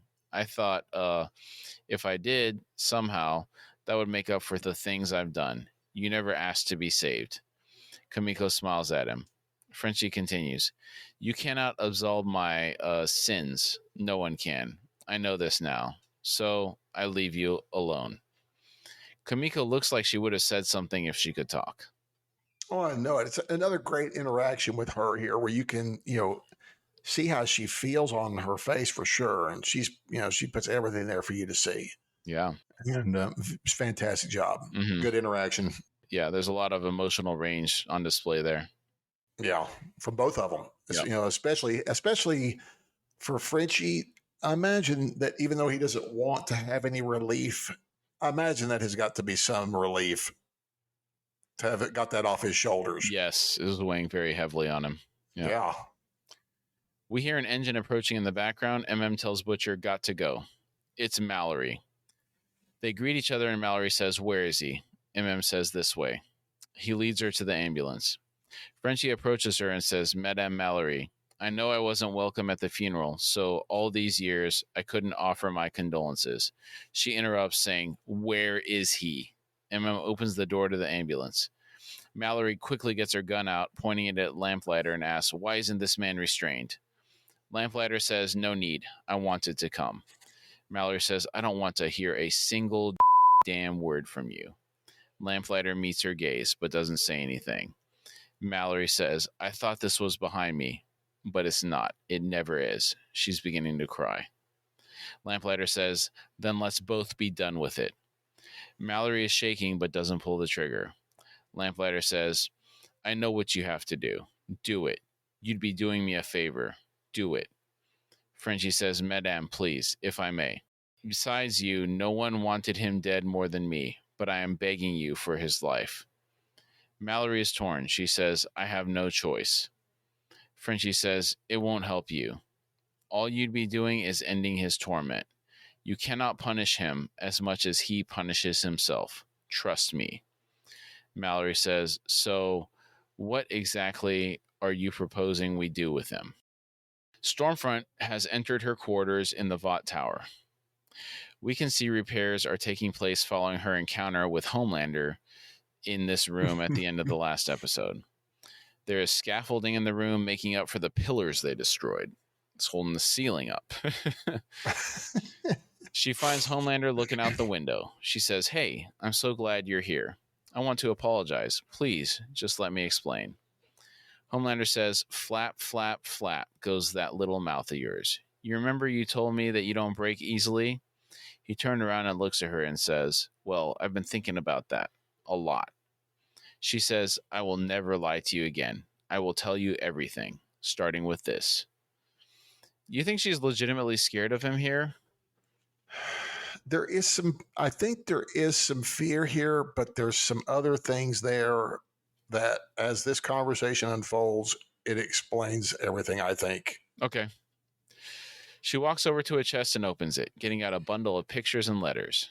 She shows Homelander a picture of Stormfront and an old woman. Homelander says, your grandmother. Stormfront says, my daughter, Chloe. She died of Alzheimer's a few years ago. Homelander asks, how old are you? She says, I was born in 1919 in Berlin. She pulls out another picture and shows it to him. Homelander asks, is that you with... She nods and says, Heinrich Himmler. He was a lovely dancer. And that's Goebbels. And the most important man in the room, She shows Homelander another picture of her in a wedding gown with another man. Homelander finishes her sentence. Frederick Vought. She smiles and says, "He gave me the first successful V injection. He taught me everything. And then we fell in love and he gave me a daughter. He made me and his genius made you." Homelander seems a bit overwhelmed. He walks away from her thinking. She says, "Frederick didn't care about all the fans or stardom or any of that shallow bull. We are in a war for the culture. The other races are grinding us down and taking what is rightfully ours, but we can fight back with an army of supermen, millions strong, because that is Vought's true destiny, and you will be the man who will lead us." When he hears this, he turns around. She continues, "You are everything that we dreamed of. So I love you with all of my heart. How could I not? Everyone I have ever loved is in the ground. And then I found you. We found each other. And now neither of us has to be alone ever again. And that is the truth." Homelander looks at her for a moment, then takes her face in his hands and gives her a kiss. "Thank You for Being a Friend" by Cynthia Fee starts playing. Now, I said that this would explain a lot, and she does. Mm-hmm. Part of it is the aloneness. They could be together because they're gonna age very slowly. But he embodies the Third Reich's ultimate dream in the flesh, the Superman, the Aryan Superman. Yes. Yeah, he's blonde, blue-eyed. Yeah, you can imagine he looks just like that. Yeah. So she almost worships him, and and she is also like the fulfillment on the feminine side. So I think that she is in love with this with the idea of who he is, and the idea that I think that she thinks they could be a new Adam and Eve. Mm-hmm. Yeah. And there's really, really nice twisted sense there. And we know that that's a possibility with him being able to apparently impregnate a woman. And she's already had a kid. And she's had a kid. Yeah. So mm-hmm. There you go. When I think back to how she was acting earlier and then just now, the reaction that she's having, do you think she's actually afraid of losing him from the perspective that she wants to be with him? And if he turns on her, then her dream of this perfect world, that doesn't happen without them together, right? Yeah, and I think that that's a very real fear for her. It's not in him, but it's the idea of this, like you said, this perfect, the idea of obviously we know what her beliefs are, that she's looking to establish a Fourth Reich with him and her as the queen and king. Yeah. It's like, it's quite brilliant. I mean, there's not a whole lot of folks that can stand up to him, especially if we got weaponized V. So like I said, you can have a whole army of Captain Americas, dude. Mm-hmm. That'd be unstoppable. So we switch scenes. We see Cindy walking down the road barefoot. She's trying to hitchhike. A driver stops and picks her up. The episode ends. I'm particularly happy that Cindy survives. So I don't know what it is about her, but I liked her. I want her back. Yeah, that'd be cool to see her in a capacity that she's on the good side, hopefully. Oh, my word. Okay. Yeah, I just now thought of something, but I don't want to go too far because it may answer some questions. We may have been misdirected about something that comes up later in this season. We'll have to put a pin in that. Yeah. Okay. About Cindy. Okay. Yeah, but I'm like you. I'm glad she got out. Oh, okay. Okay. Do you have any standout moments this episode? There was some good stuff there. I like the Kamiko and Starlight bonding hug. They're really cool. Agreed. And man, the head crushing thing, so gruesome and gross, but it also is so realistic looking. That's what makes it so horrifying. And it also has the kids in the hall built-in reference to it. So I have to love it. That's the one in the alley, right? Yes. Okay. Yeah, where he pushes that guy's head into the ground. And then you got the acid melting face. Mm-hmm. There's the shared look between Butcher and Kamiko when they realize that Homelander and Stormfront are, bumping uglies. Yeah. The decision that Homelander made to burn that bouquet was something I liked. Yeah. Yeah, we saw the possibility that he was willing to expose himself to a bit of vulnerability. Then he quickly went back to his old ways. But I thought it was interesting, that whole scene. Without a parental figure, it's like, think about it. He's always has a void in his life. And imagine that Stormfront is perfect for him in this aspect. And she sees this, I think. You also know that with her close contact with Stan Edgar, that he is probably also writing the script for them as well. Yeah. But I think she has a very sincere reverence for him in a weird way. And she likes this idea. I think that's a genuine want for her. At least right here and there about them being together, I think. Yeah.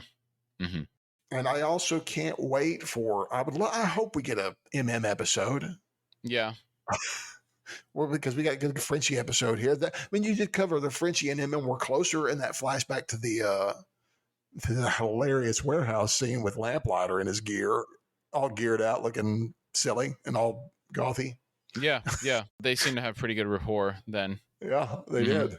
Yeah, that entire tying up all the loose ends with the Frenchie story was really good. That's a really complex storyline right there with those three characters. That I really enjoyed it. I agree. The position that both Frenchie and Lamplighter were put in was extremely difficult. Yes, and I like seeing that play. I like seeing both sides of that. That was very emotional from both sides. I do feel for Lamplighter, even though he is still kind of a manimal in the situation, but at the same time, I do have some sympathy for the guy. Yeah. And then to have to live with something like that, both of them, you can see what it's done. Yeah. And the scene where Frenchie goes to save his friend's life, like we talked about that stuff, like we were just saying, I think we kind of surmised all this stuff together, seeing both their aspects on this is, and then him begging for Mallory to let him live, to live with that. That's, all that stuff together was very powerful to me. Mm-hmm. I like MM calming Kamiko down. I like seeing him doing that kind of stuff. Yeah. Yeah. I mean, he always does that pretty much. He did that a really bunch good this episode. Yeah. Yeah. And like I said, I think that's about really all I've got. Frenchie was magnificent. The guy's huge penis trying to kill him, man, is disgusting and hilarious. I like seeing Cindy escape. Yeah, Cindy escaping, that scene, I think was the best scene, at least from the action perspective. Yeah. It's gold. Yes. Yeah. It is gold. Yeah. And then Butcher and Starlight coming together over Huey, that was really nice. Oh, yeah. Absolutely. So do you have any final thoughts on the episode?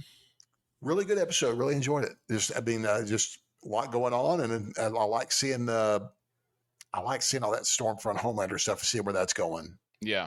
That leads to a very fulfilling story here. The tying up the Frenchie thing was really great. It was magnificent too. Yeah. Good job tonight. Yeah, really good. Great job, dude. We thank you all for joining us today.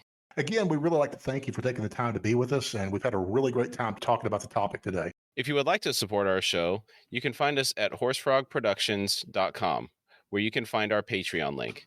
Depending on the platform you're listening from, it may also be in the episode description. And if you'd like to contact us through email, it's at contact@horsefrogproductions.com.